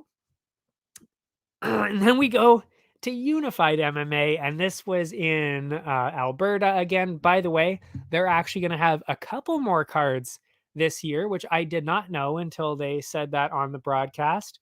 They're going back east to Toronto, I believe they said, which I think is actually 2 nights in a row they're doing it, which is pretty cool. And I think that's actually not next week, but I think it's the week after. I'm not quite sure. Don't quote me on that one. But yeah, I'm excited to see more. I thought it was all going to be done. I thought it was all going to be done after this. So cool to see some more Canadian MMA for the year. Anyway, this card though opened with it opened with 2 first round TKOs and opened with 3 finishes in general in a row. TKOs actually in a row.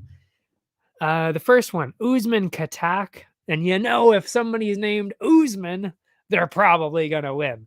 And he did. He did. That was against Michael Thomas. Katak, clearly the better striker early, landing clean combo after combo. I mean, it really was not even close. Dropped Thomas a couple of times, and he wanted to get that quick finish in his MMA debut for Katak. Never slowed down at all, just ground and pound until the ref called it off. Quick knockout or TKO for Usman Katak. And like I said, it was kind of one of those mismatch fights that you see, especially when you're in your first MMA. When you see a couple of debuts, there's a lot of mismatches that go on, especially when maybe a promotion is kind of trying to push a certain guy, like they're probably trying to push Usman Katak to be one of their main guys. Usually they give somebody a favorable matchup like that, and that's exactly what happened here. So not even close on that one. Second round, second fight again. This is the second time I've done that tonight. Ramil Kamalov and Shawn Michael. Both of them were throwing up some pretty quick jabs at first. Then the fight went straight to the ground with Michael smothering him on the ground. It took a minute, and this fight was very close, but Kamalov did get back up. Knew he needed to make a statement after that, and that's exactly what he did. He landed a huge combo, actually huge combos, plural, for about a minute straight. I mean, it was like, seriously, it was like a minute straight of combo, wobbling Michael and just mangling his face. Eventually, Michael just really couldn't defend himself anymore because, like, seriously, it was almost, I would say it was actually almost 2 minutes straight where it was pretty much just strike after strike, and most of them were hitting Michael. So eventually couldn't defend himself. Ref called it off. Another quick first round finish to open the card, and that was for Ramil Kamalov. And I have a feeling we're going to be seeing him again for sure. Same with Usman Katak. I'm sure they're going to be staples of the unified MMA for at least a couple more fights, unless they get poached by somebody else. Third fight, John Nguyen, Diego Santos.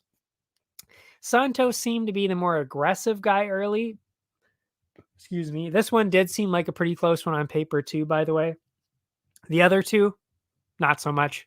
Threw out some big combos, perhaps waiting for Santos to tire out because Santos was really going crazy early. But yeah, Nguyen wasn't really throwing anything for a while. But like I said, it did seem strategic where it was like, I think he's actually just kind of waiting for this other guy to stop. And then he's just going to come in and just smoke him. And that's kind of what started to happen. Nguyen started to get into his rhythm a bit more, then started to land his crisp combos of his own. Damage really starting to show on the face of Santos, but he didn't let that stop him, I will say. Still throwing out some heavy shots. And by the way, Santos was undefeated going into this. He was undefeated. Nguyen was like 3-3.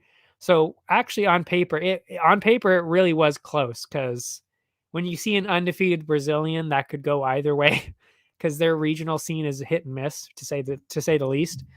So I knew this was going to be pretty close. But yeah, anyway, Nguyen clearly stole the round back thanks to that later damage in the first round because Santos couldn't really get anything going after a few minutes.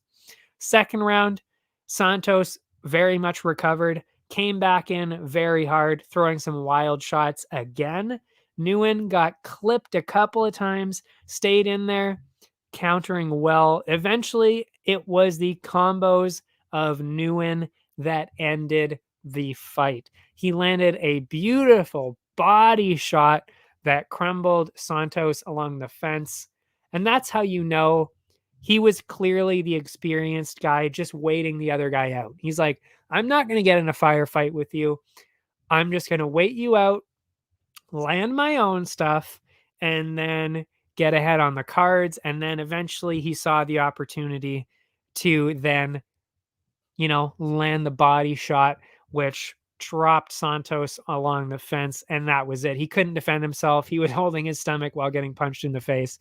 It wasn't good. So yeah, that was the end of it right there. And that again tells you how good Nguyen actually is. I mean, the record, and I thought this last time too, the record does not do him justice at all because he is way better than his record suggests. And I noticed that last time he fought too, which is why I think I put money on Nguyen last time because his opponents, he's got a solid track record. The guys that he's fighting are really solid. So I don't think people expect him to be as good as he actually is.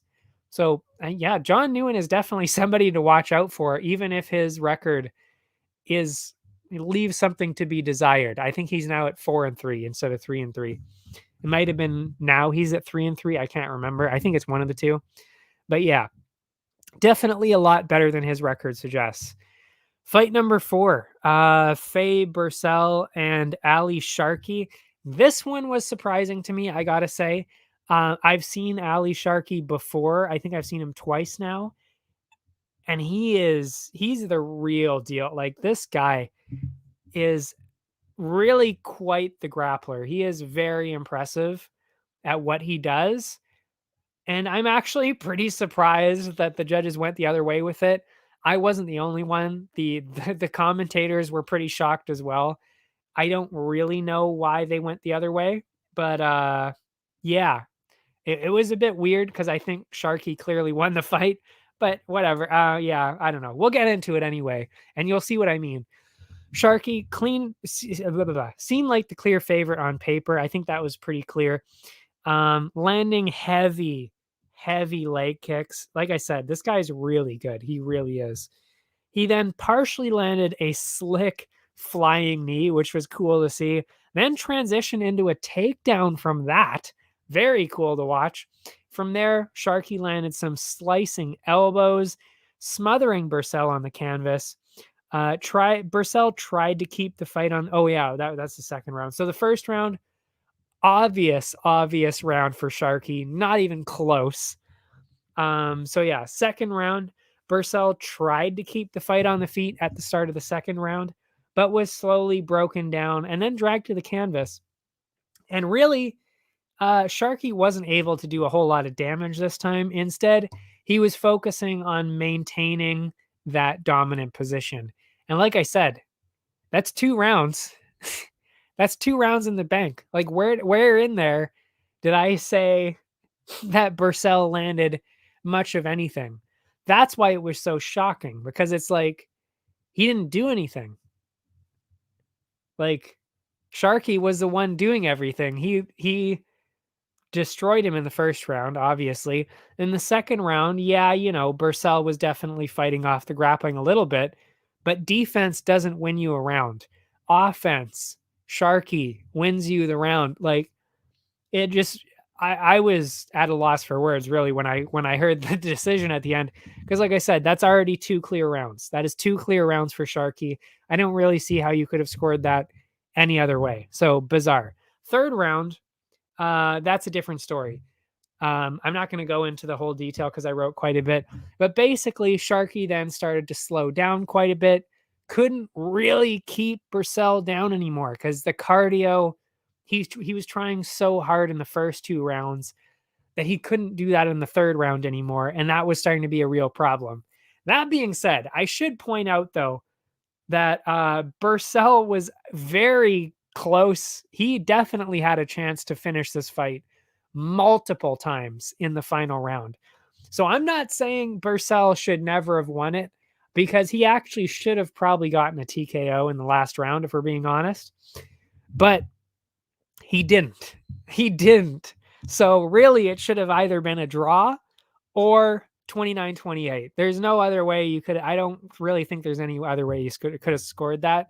So bizarre turn of events with the scorecards there. I don't know. I genuinely do not know what these people were watching, because I just don't see how you could score it that way. It was yeah, just bizarre. So yeah, Faber-Cell ended up winning a unanimous too. It wasn't even a split. That's the craziest part. Faber-Cell ends up winning a unanimous decision over Ali Sharkey. Complete robbery. Don't agree with that at all. So yeah, that's horrendous. It really is. That's bad, especially when they're this young in your career. You know, if you're already in the UFC, you don't want to get robbed in the UFC either. But at least you're already there, and people know because it's on worldwide television. Everybody can see it. Everybody knows that when you get robbed in a decision, you know, everybody knows, and they kind of consider that you won. In this case, it's regional. Not too many people are going to see this. So not too many people are going to see that, oh, Sharkey kind of won that fight. So, you know, his record is going to suffer because of that. Because now I think he's actually at 3-2 when he really should be at 4-1. That's a huge, huge swing. You know, it really affects careers when things go on like that. So I'm not happy about that one. Yeah, that was bad. But anyway, moving on. We got to keep moving on here. Tom O'Connor, Devin Brock. I would say O'Connor was definitely a favorite going into this. I did think it was going to be close. It looked close, but I was definitely going in the O'Connor direction. But boy, was it looking rough there for a while. This was, I think, pretty clearly. Yeah, this was. Oh no, it wasn't for fight of the night. Okay. Yeah, Nguyen and Santos was my fight of the night because it was so back and forth and all the striking that was going on. It was crazy. Anyway, O'Connor was looking to grapple early, but was quickly met with some adversity there, getting wobbled by a jab of Brock. My God, the jab on this guy. And O'Connor actually said that after the fight. You've got a crazy jab, because he really does. It was so quick and clean, and it was really landing quite a bit. It was amazing, which is why I was worried. Actually, I was really worried for O'Connor at that point. But yeah, anyway, O'Connor looking for takedowns for the first couple minutes. Brock landing some really clean combos in there. Very much a boxer. And then eventually O'Connor was close, getting a clinch along the fence. Sadly for him, Brock did shut that down easily, went back to striking. And I mean, pretty clearly, Brock won that first round, obviously, because of all that striking. Very impressive. Brock kept that dominance going early into the second, dropping O'Connor briefly to the canvas. Then, really, after a round of unsuccessful attempts, like I said in the first round, and the takedowns, O'Connor finally managed to get the takedown, dragging Brock down to the canvas. After controlling position for a while, he started to land some damage, eventually transitioned to the back of Brock. Brock did manage to slip out and get back up, but he did seem a little bit tired because of the grappling, of course, being a boxer, not necessarily, you know, fully trained to have the cardio of that wrestling cardio. What was I going to say there? Moving on. Yep. The rest of the round, really just ground dominance from O'Connor, clearly tying it up 1-1. Made sense. Third round, O'Connor was really feeling it after that, getting his confidence back because he knew he definitely had stolen the momentum in the second round, tying it up. He knew that. And then just was relentlessly pushing forward at the start of the third. Took him a while, but he did eventually drag Brock down again. And 3 minutes were left in the round when he was on the ground there already.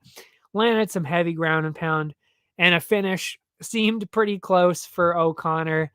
And really, after just a huge amount of elbows, just crazy amount of elbows, the ref had finally seen enough, giving O'Connor one hell of a comeback finish. I mean, yeah, that was a comeback finish for sure. Crazy. And yeah, he's definitely got that fight in him for sure.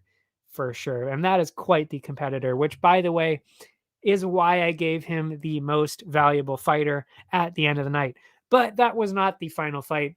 The final fight was also a title fight like we saw in the night before. Only one title that night, or on Friday. Oh, I should have really...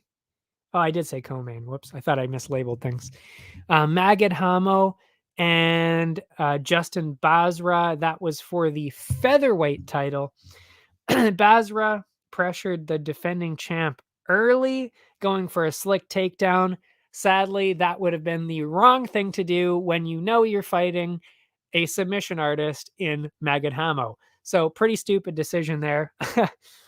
Hamo quickly reversed him, took his back, and just over a minute into the fight, and Hamo was already deep into a submission. Basrat did slip out of a couple of nasty looking subs, but eventually could not defend one of those chokes, giving Hamo the first round submission win, which of course was submission of the night because there was only one submission, but again, probably would have gotten it anyway. KO of the night, that was John Nguyen.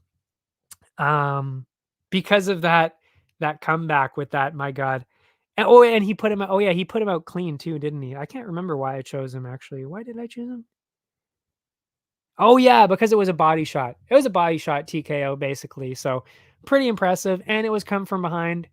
So I went with John Nguyen on that one. Submission, Maged Hamo said it.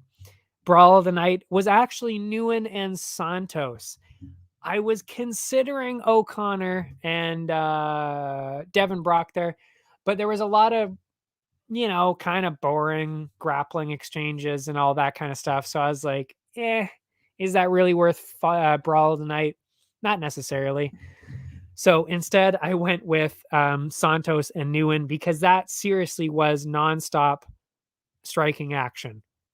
So I had to go with that. And the most valuable fighter, I said it already, Tom O'Connor, because of that crazy comeback. Plus, he's just a really skilled fighter. He really is.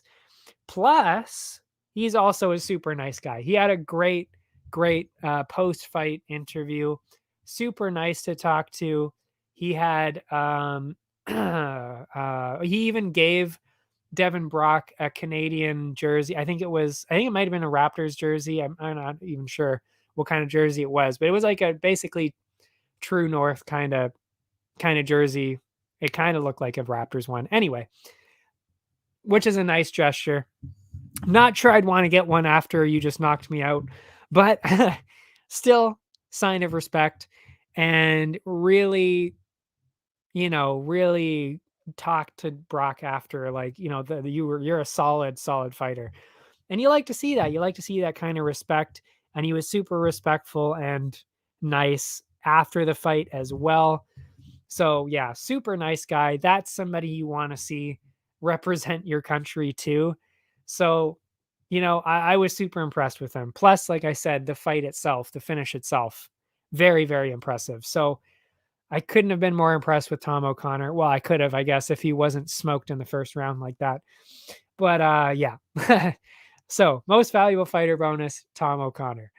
But yeah, that is it for all of the recap stuff. Finally, we're here now. We will take a short break, and then we will finally get into UFC 282, which is looking like a solid card, even though we lost our main event, which does suck. I will be back right after this. Allow me to introduce High Stick Vodka, a new way to celebrate victory. Gather around the glass with an award-winning, ultra-premium Canadian-made vodka. You probably won't listen when I say High Stick Vodka has a smooth, hard-hitting taste, or that it's developed in the birthplace of hockey. You won't listen when I say High Stick Vodka is a tribute to the game of hockey, or when I tell you it's distilled 4 times using Canada's purest mountain spring water to provide an authentic, remarkable flavor. But maybe you will listen when I say it comes in a fucking hockey stick. Showcase your passion for hockey with our limited edition hand-blown hockey stick bottle. Whether you're celebrating victory or drinking to defeat, High Stick Vodka is better after every shot. Visit us at highstickvodka.com. It also comes in this regular bottle. Celebrate victory. Drink responsibly.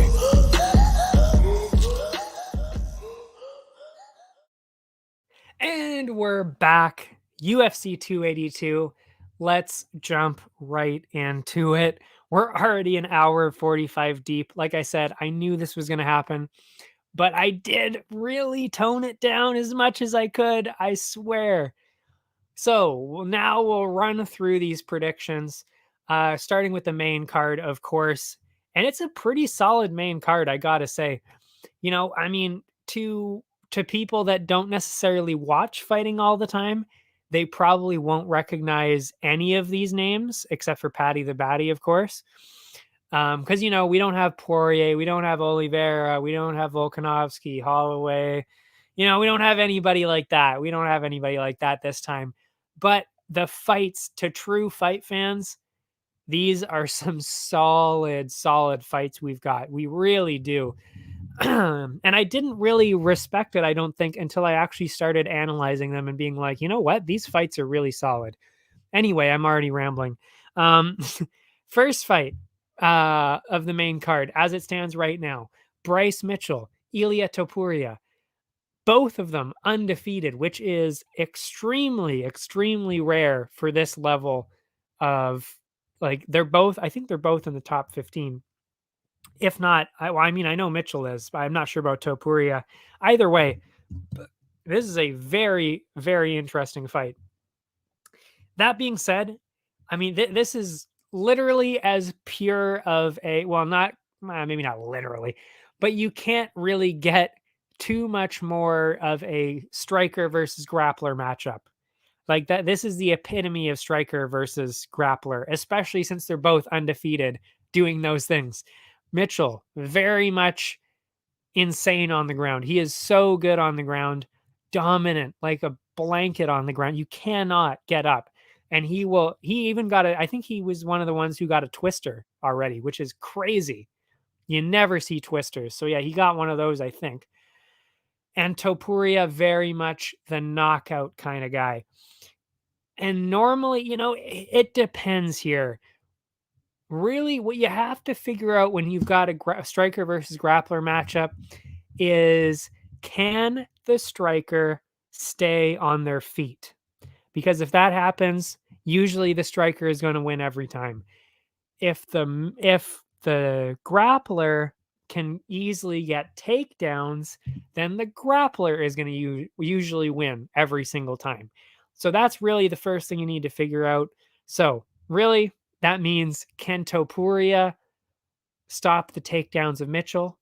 And can Mitchell avoid the strikes of Topuria to get the takedowns? That's what we need to figure out. And for me, I've got to go with Mitchell. He is so overwhelming as a grappler. I just don't think that Topuria can stand up to that. And I don't think that he can land anything crazy enough that will finish the fight or turn the tables on Mitchell. Because we know, especially based on the last one, Mitchell just fought Barboza. And I don't know if people know who Barboza is, but yeah, he is not the easiest guy to hold down. You might be able to take him down, but to hold him down for entire rounds, that is not something that happens to Barboza. Plus, he's also one of the cleanest, crispest strikers in UFC history, because he is crazy. Sure, he's not at the same level as he was like 5-6 years ago, but the quickness and the cleanness of his strikes, you don't normally see that kind of thing. And Mitchell managed to avoid all of that and just completely dominate Barboza for all 3 rounds. So to me, I think he's going to be pretty easily able to do that once again. Do I think he's going to get hit by Topuria? Yeah, I do think he's probably going to land a few solid ones, but I just think that the Mitchell, the Mitchell of Mitchell, the takedowns of Mitchell are just going to be too much for Topuria to handle, especially in the second and third rounds when he starts to slow down, because Topuria is a big, big, big featherweight. How he makes it down to featherweight, I honestly have no idea. So that muscle is going to take its toll. Mitchell will then, you know, overwhelm him with the grappling, probably win at least, at the very least, the second and third rounds, then winning him the decision. That's how I see it. I think that's a pretty fair way to look at it, especially when we've seen this kind of matchup play out quite a bit. I mean, it's a pretty common matchup that you see. It's just this time they're like at the peak of both of those.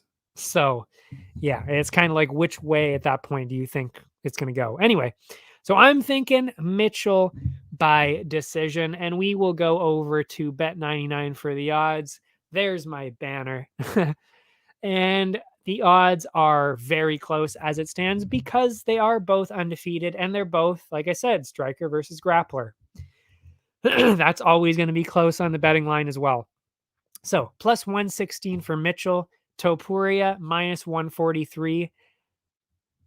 I'm not entirely sure why. I guess it's because Topuria has been getting finishes, but the quality of competition for Topuria hasn't really been up to the same standard as Mitchell. Whereas Mitchell, like I said, he did absolutely dominate Edson Barboza, and it was not even remotely close.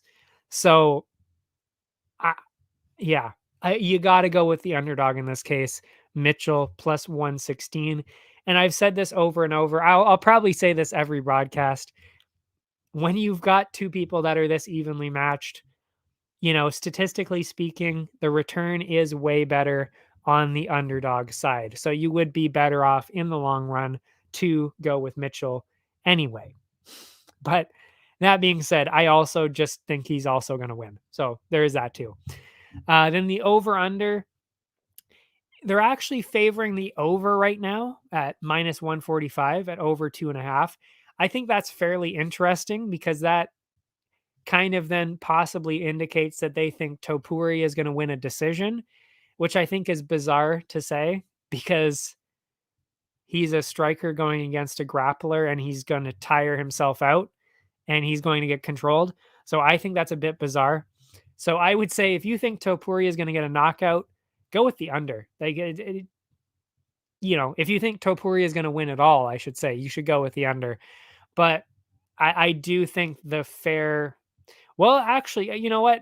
I would even say the under might be the right call in this case because, again, Mitchell is a ground specialist, and like I said, he has a twister. I mean, the guy is incredible on the ground. So if Topuria can't defend in the second or the third round, even those submissions, because Mitchell is going to be nonstop looking for those submissions, you could easily see a submission win as well for Mitchell. Even if you know, Topuria might get a knockout, Mitchell might get a submission. Both of those scenarios, that's under 2.5.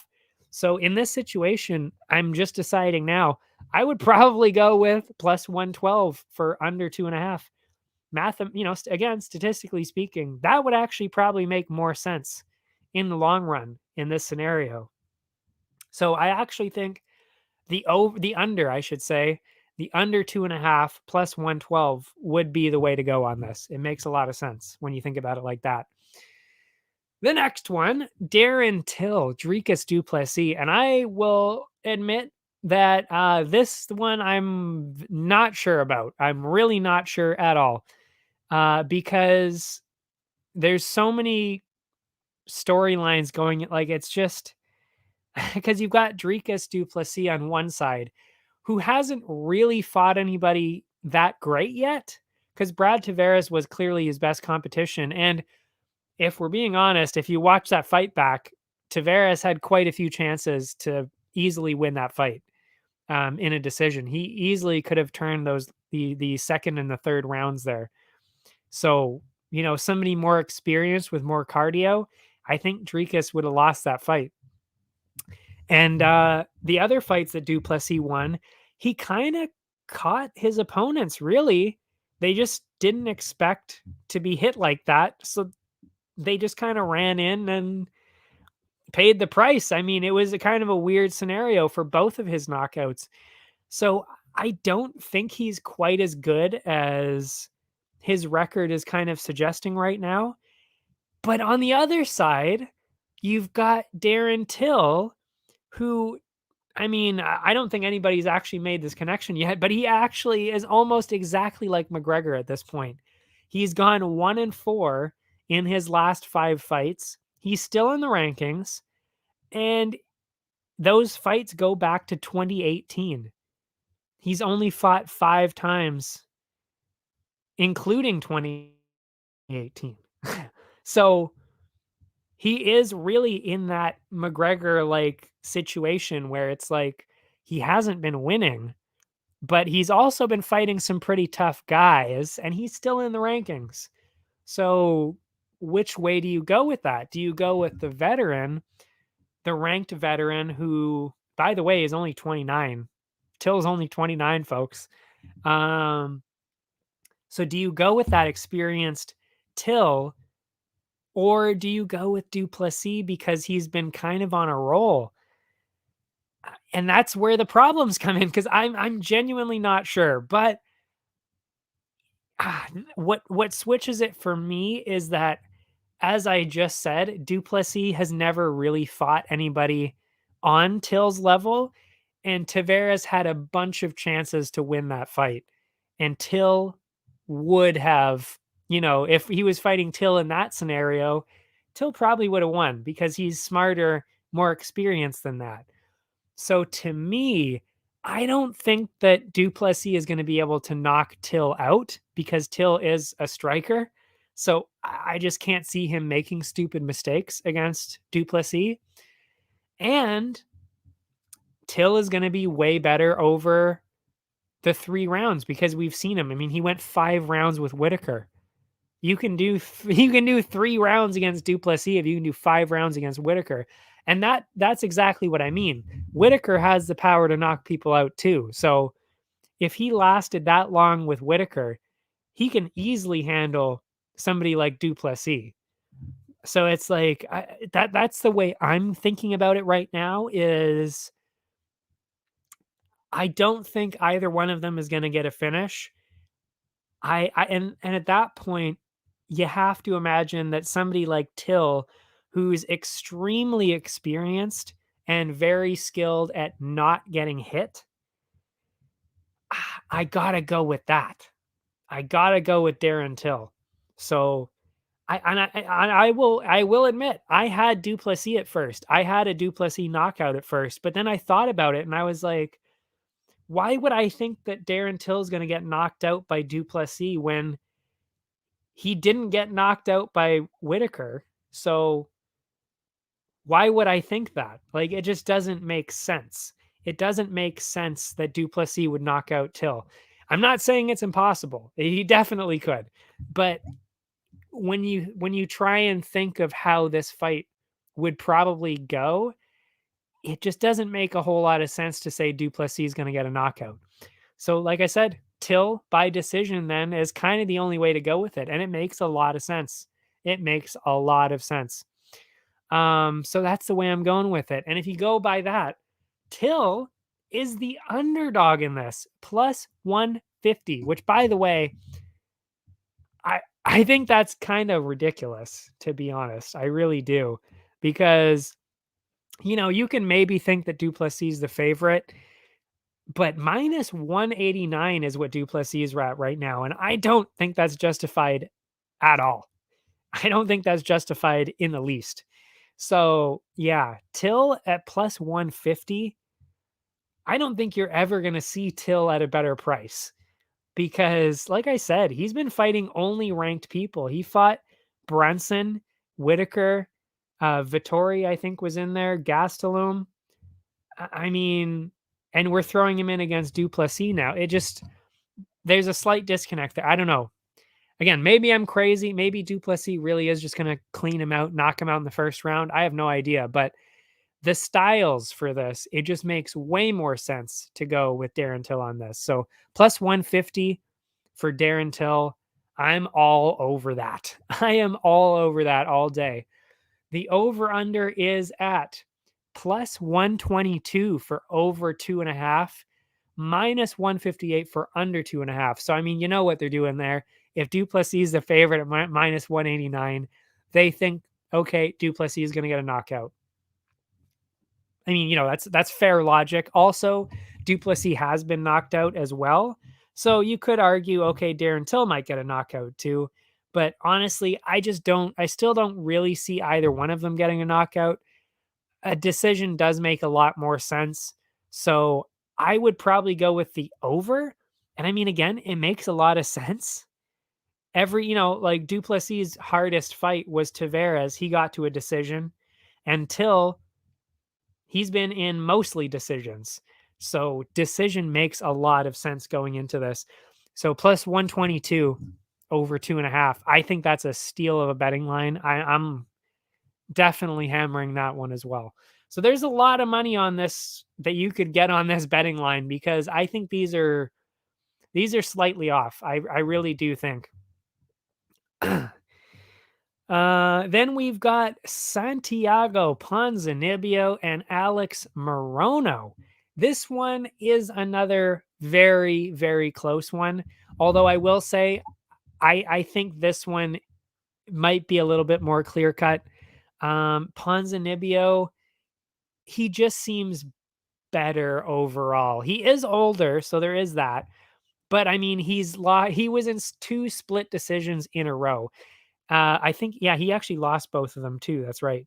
He lost to Michel Pereira in the last one in a split decision, which was very close. And I'll be honest, I thought Ponzinibbio might have actually won that fight.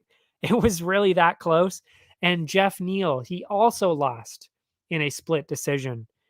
But yeah, I got to remember, those 2 guys are seriously the 2 of the best strikers in the division, especially Jeff Neal, because we saw what Jeff Neal did in his last one to I think it was Luque, wasn't it? Yeah. So yeah, we know how good Jeff Neal is, and we also know how crazy Michel Pereira is in the striking, especially. And they're both huge. They're both powerful guys too. And Morono, he's not that guy. He is not that guy. Neal and Pereira have huge knockout power. They're also crazy good strikers. So I totally understand why Ponzinibbio lost those ones. And by the way, like I said, both of them were split decisions. And they were so close that I seriously thought he was probably going to win at least one of those. They were really that close. So yeah. When you compare that to what Morono's been doing, he is beating people, but he's making them very, very close fights, and he's barely winning them. And they're simply not at the same level as what Ponzinibbio has been doing. Because when I compare it like that, it's like, do I think that Morono can beat either Michel Pereira or Jeff Neal? Because like I said, split decision, you're basically exactly the same level of fighter. If you're in a split decision, you're like the same level. It makes sense. So by that logic, can Morono beat Michel Pereira or Jeff Neal? I don't think so. I don't think it would even be close. I really don't. I think he would probably get knocked out by both of those guys. So by that logic, if Ponzinibbio had really close fights with them, he should be able to then beat Morono. Again, they're both in almost exclusively decisions, so I do think it's going to be a pretty clear decision. But you got to go with Ponzinibbio on this one, because Morono just hasn't been convincing enough. I do think he's good, though, by the way. A lot of people don't like Morono and don't think he's that good. I actually do think he's a lot better than people think, but not quite good enough in this style matchup to win this. I just don't think. It's going to be close, but I just can't see it. So betting line does favor exactly what I just said. Plus 157 for Morono, minus 193 for Ponzinibbio. Again, completely justified. Totally understand. Over under is at 2.5. And as expected, this heavily, well, not heavily, but it favors the over 2.5 by quite a bit. It is at minus 172. I think that's pretty fair. I would actually even say that's probably a little low for what I would have expected, considering both of them, like I said, are in almost exclusively, you know, decisions. So yeah, decision makes a lot of sense. Ponzinibbio is definitely the way to go. I would actually be putting Ponzinibbio in a parlay for sure. So yeah, that was an easier fight to pick. Next one, very easy to pick. Paddy Pimblett, Jared Gordon. Obviously going into this, I mean, not even just because of the hype, but Paddy Pimblett is, of course, the favorite in this one. But yeah, I will say straight up right ahead, and I will probably say this after it's done too.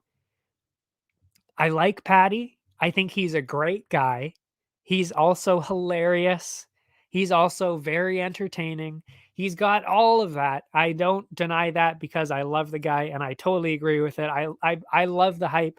I love everything about Paddy. But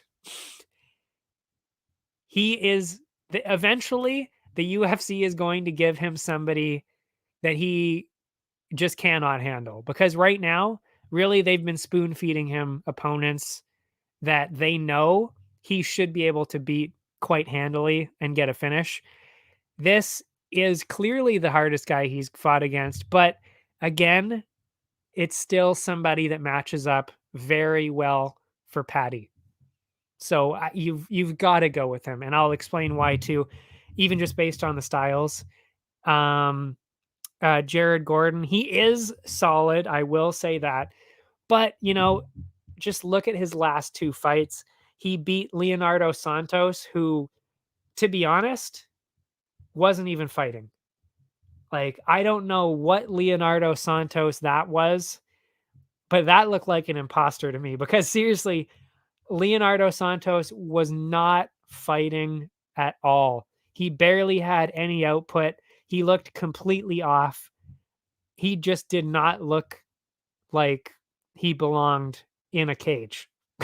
Seriously, that's what Leonardo Santos looked like. So that was his last win. And just before that, he was submitted by Grant Dawson. I had to look that up. Or not look it up, but I had to read that. It was Grant Dawson. He submitted him. And again, we know how good Grant Dawson is on the ground. I mean, he out wrestled Mark Madsen in his last fight. And then, of course, he ended up submitting Mark Madsen, the Olympic wrestler, also nicknamed the Olympian, in Grant Dawson's last fight. So we know how good Dawson is on the ground, but Paddy is better than that. Paddy is better on the ground than Grant Dawson. I firmly believe that. He might not be as good as at the takedowns, but the actual grappling part of it, he is definitely better than Grant Dawson. So for me, as soon as Gordon hits the ground, this is over. Paddy should be able to get a submission because of that. So I don't know if this is going to be the first round. It's probably more likely going to be the second round, maybe even the third round, like Grant Dawson did. But I do think this is going to be a fairly clear win for Paddy the Baddy here. And like I said, it's because they really are giving him opponents that they know, okay, he should be able to beat this guy. Because, and they did the same thing with Suga. And then they eventually said, oh, let's give Suga, a real crazy chance here. And I mean, I think they kind of jumped the gun a little bit on that. I think they should have given him somebody else that was ranked and then Petr Yan, but still. That being said, obviously it worked out for him. But in this case, that's exactly what's happening. They're giving him fights that he should be able to pretty easily win. And, I would say either in the next one or the one after that, they're going to have to start giving him real contenders, somebody in the top 15.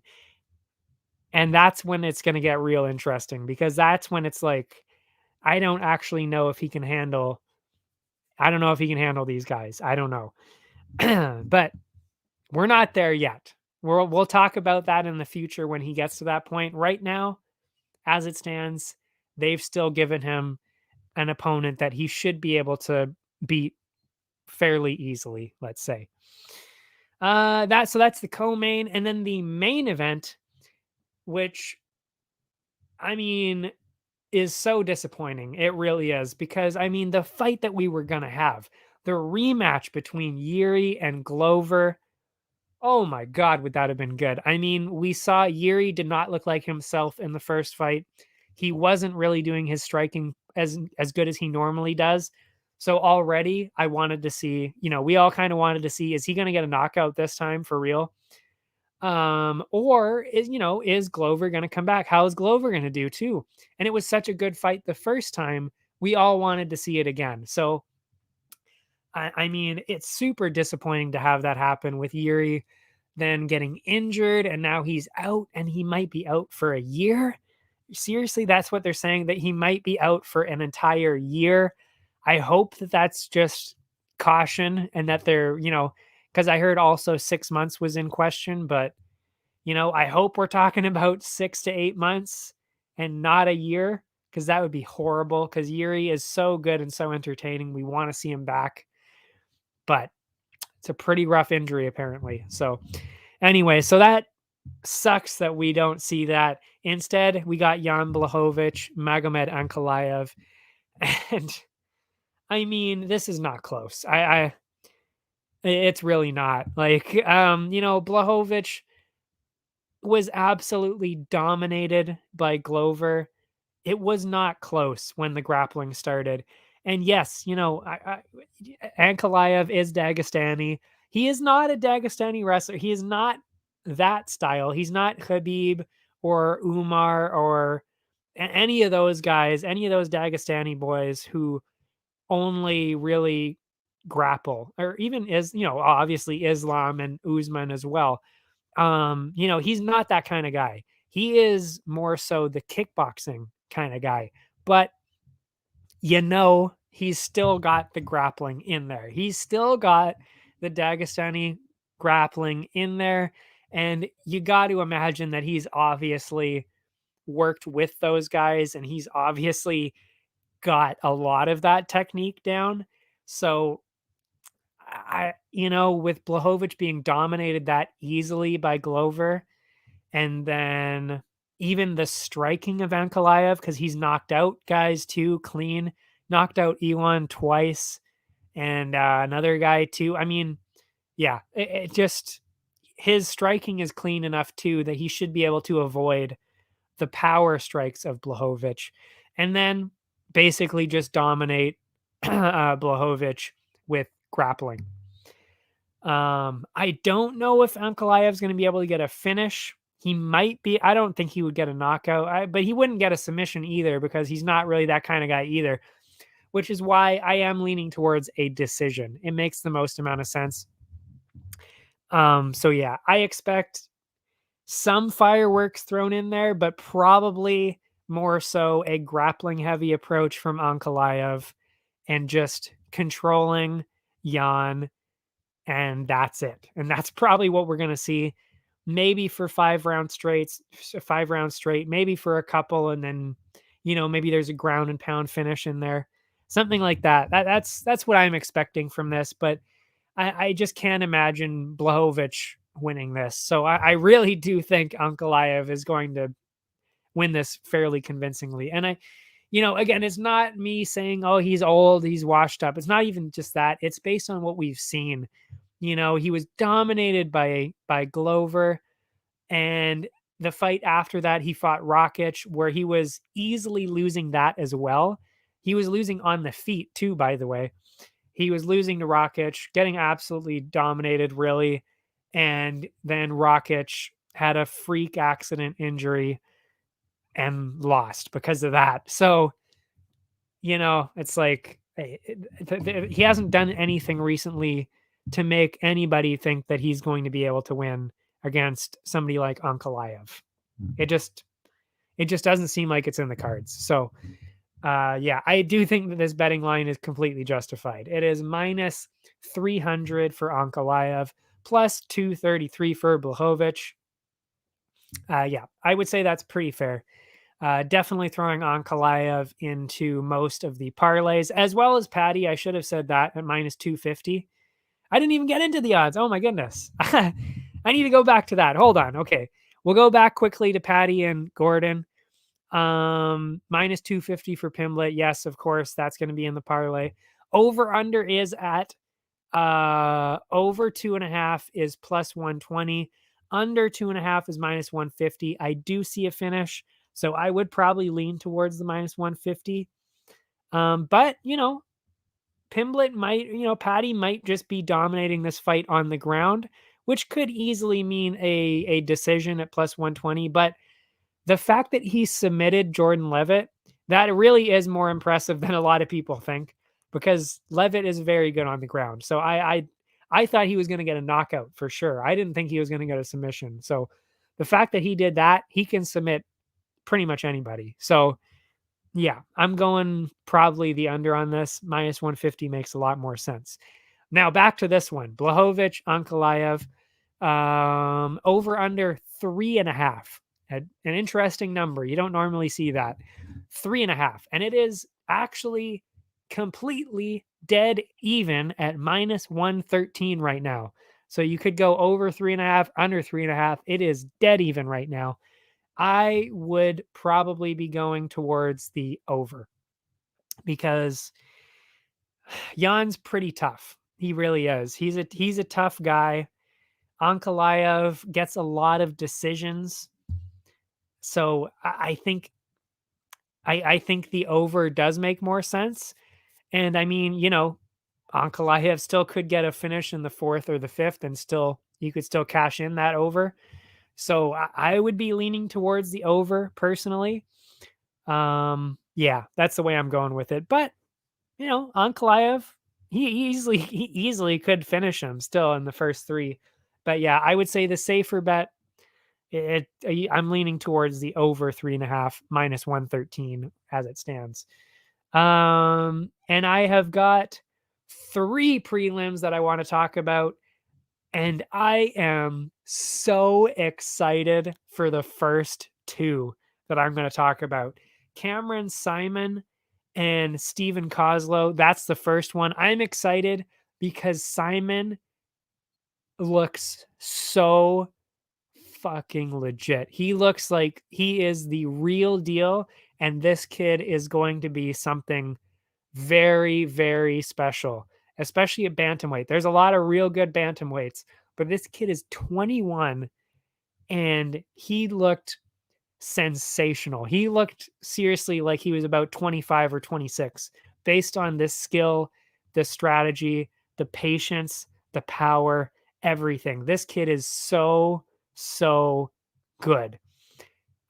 Which is why I do think he's going to get a finish. He did get a late finish last time, so yeah, but the reason why I'm going for a finish for sure on this one is because of the style of the other guy. I've never seen him fight. I've never seen Kozlow fight, but if you look at his record, almost all of his fights, and by the way, he is undefeated. Both of these guys are undefeated again, which is very rare to see multiple fights where both men are undefeated on the same card, especially in the UFC. Anyway, Kozlow almost always wins in the first round within the first couple minutes. So we've seen guys like this before. They come in guns blazing, looking for a finish in the first round. And that obviously goes in his favor quite a bit, considering he's undefeated. But it also means that if you've got somebody better than you, you will get finished in the first or the second round, because you will completely run out of cardio, and the other guy's going to take advantage of that, and you're going to get either knocked out or submitted. That's what happened. It happens, I would say, like 80% of the time when we see people in that kind of matchup. especially when they're new in the UFC, that's what happens. So that's what I think is going to happen here. Kozlov is going to overextend himself. He's going to get too into it. And Simon, being a very, very talented striker, he's going to get a knockout in the first round or the second. That's how I'm seeing it. And again, like I said, I've seen this enough times to know that probably is how it's going to go. But again, Kozlov could definitely surprise us and last quite a bit longer than that.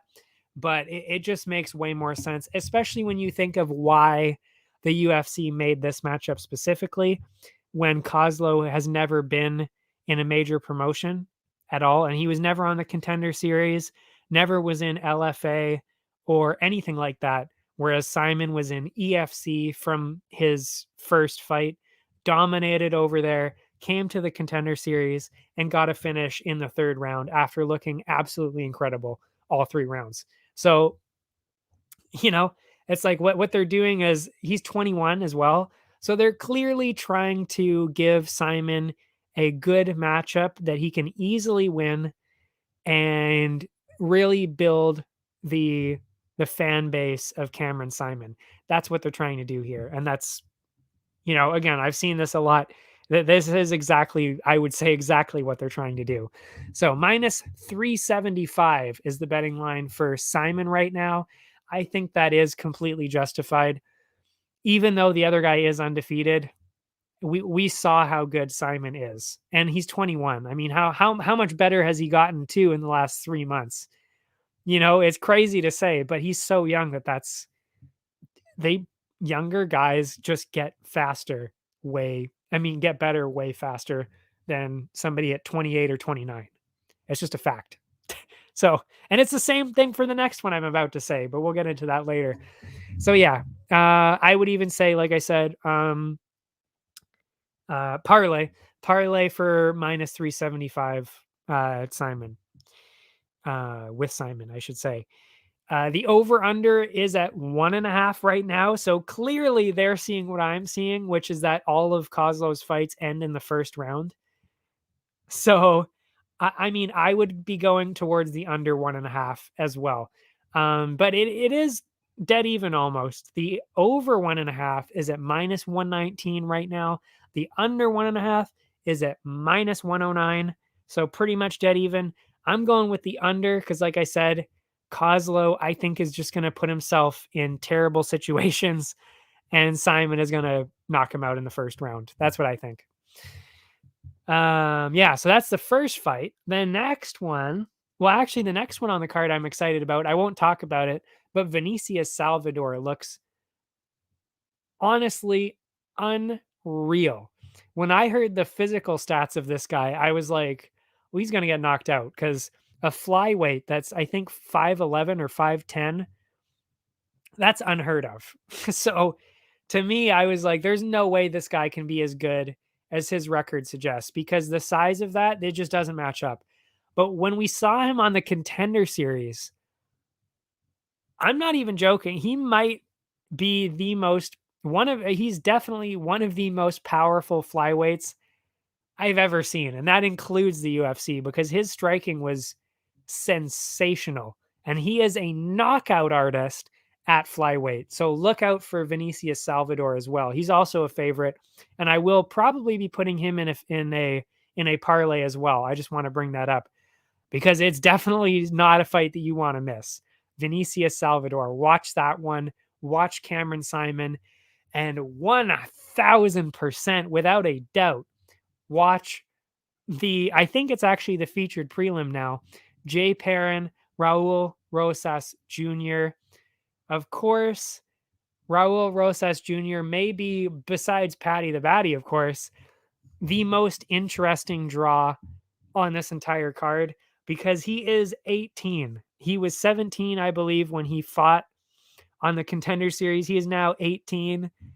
And honestly, when he fought on the Contender Series, I have never, and I mean that, I have never seen grappling like I saw from Raul Rosas Jr. ever. Like, That was seriously some of the craziest grappling I have ever seen. And the fact that honestly his opponent wasn't submitted by that, I couldn't believe it. Like he actually had him in a Suloev stretch, which if you don't know what that is, it basically makes him look like a pretzel. He for real had his opponent like, like hand on his foot, basically, like completely folded. Oh, yeah, he had his foot on his face. His own foot was on his face because he was literally folded in half. This other guy. How he made it out of that and survived 3 rounds, I have no idea, because to even get into a Suloev stretch like that, it was absolutely insane. And originally when I saw this matchup, I was like, okay, well, Perrin has never been, well, actually, no, I shouldn't say never. He has been submitted, but Perrin, he lost his last 2, but he did make it to a decision. And that was against Mario Bautista. He's never won in the UFC, by the way, Jay Perrin. At least, well, actually, I don't know. I should have checked to see if he was in the UFC before too, because he might be one of those guys that was cut from the UFC and came back. Either way, he lost his last 2, which is in this UFC stint, if he had one before, which I don't know,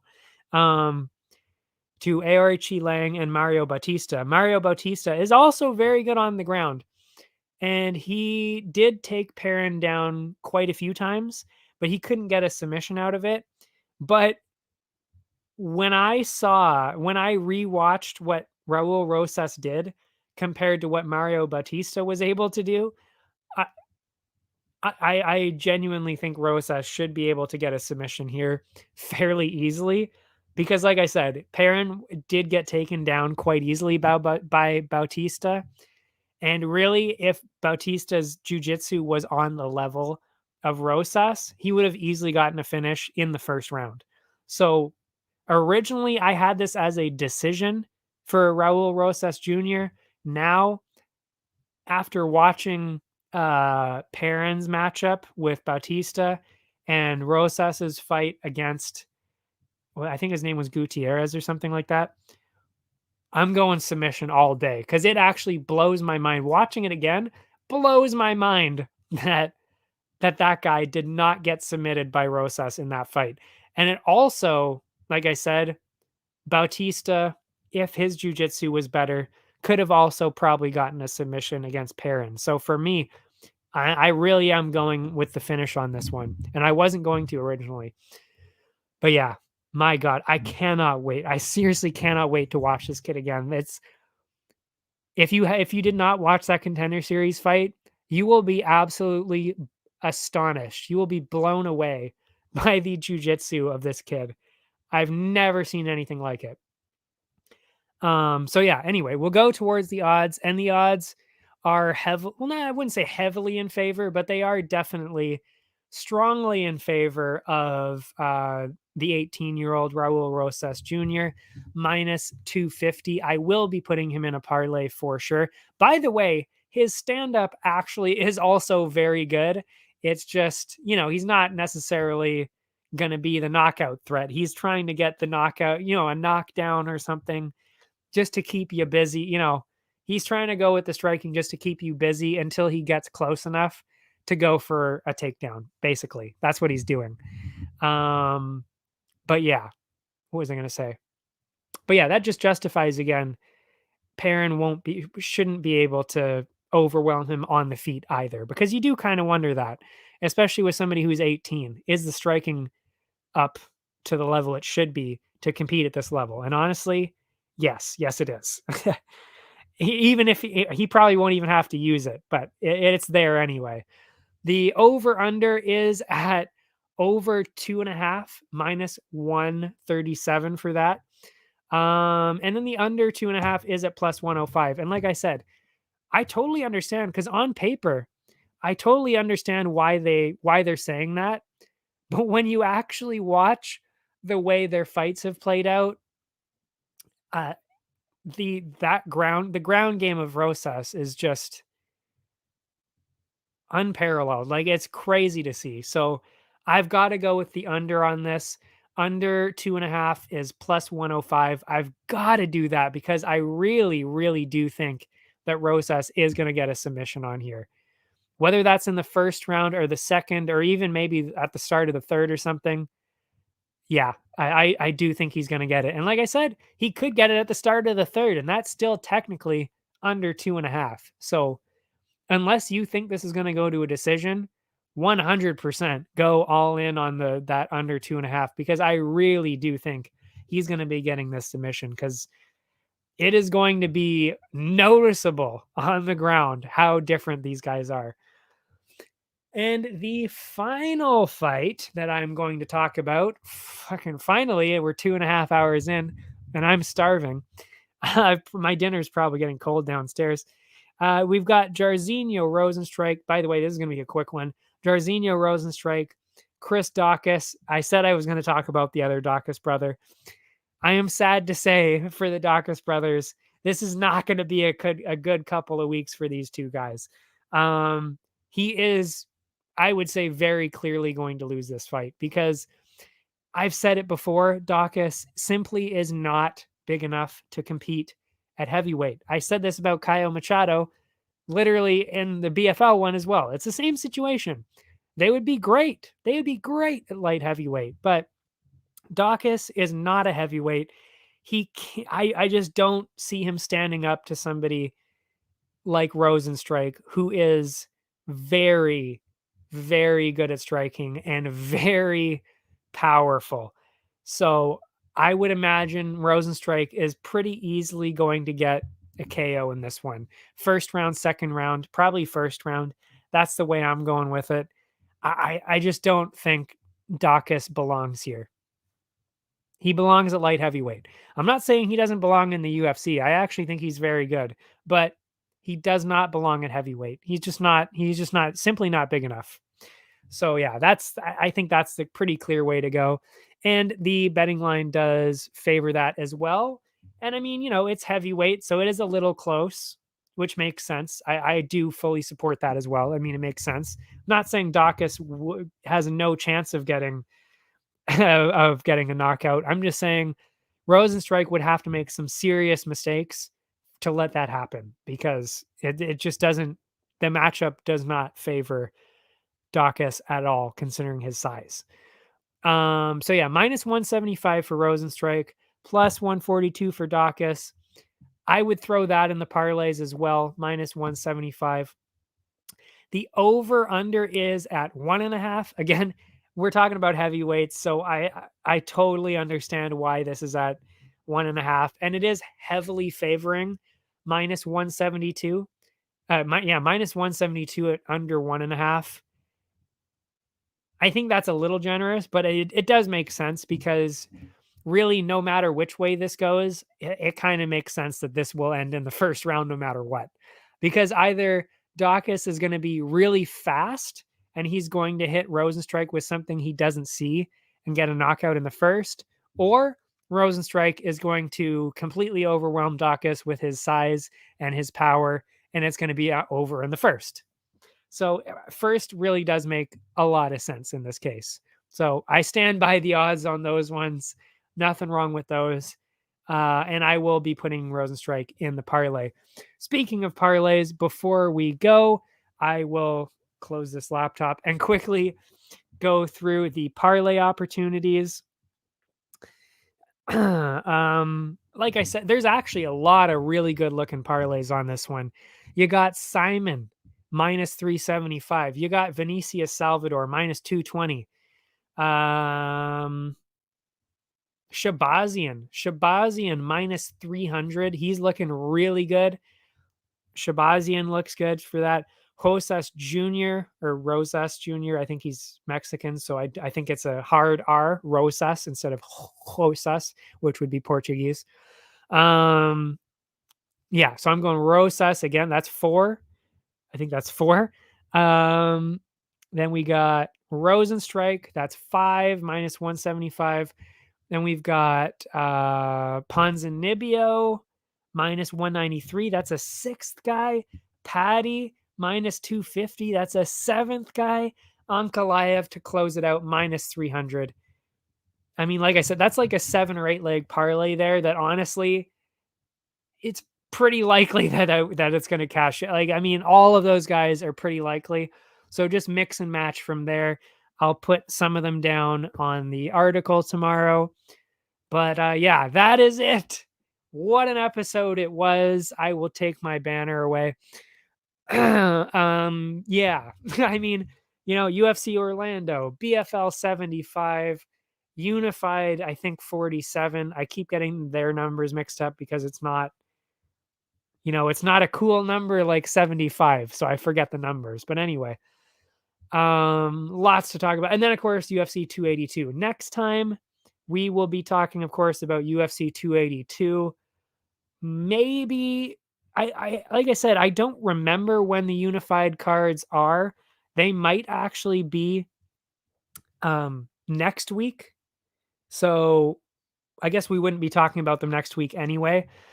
So there's one more card left in the year after this one. I can't think of who is headlining it, but I know there's one more card left. And then it is our holiday break for a month straight. There is no UFC for a month straight. With it opening up in, I believe it's like January 22nd or something like that.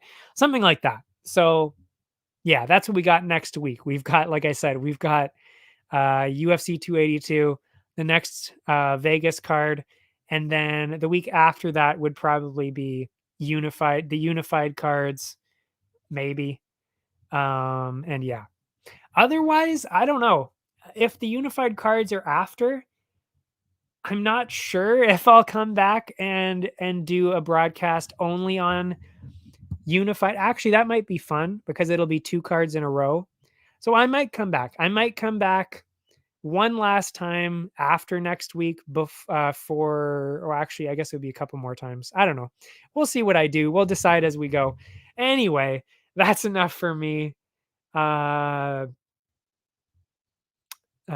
51 has got you covered for all of the other sports. That's linked below. All my socials are linked below: Instagram, Twitter, YouTube, all that good stuff. And yeah, I will see you next time. I am excited to see this card, especially the debut, the UFC debut of 3 very, very impressive looking prospects in Simon, Rosas, and Vinicius Salvador. Incredible. So yeah, I will see you next time.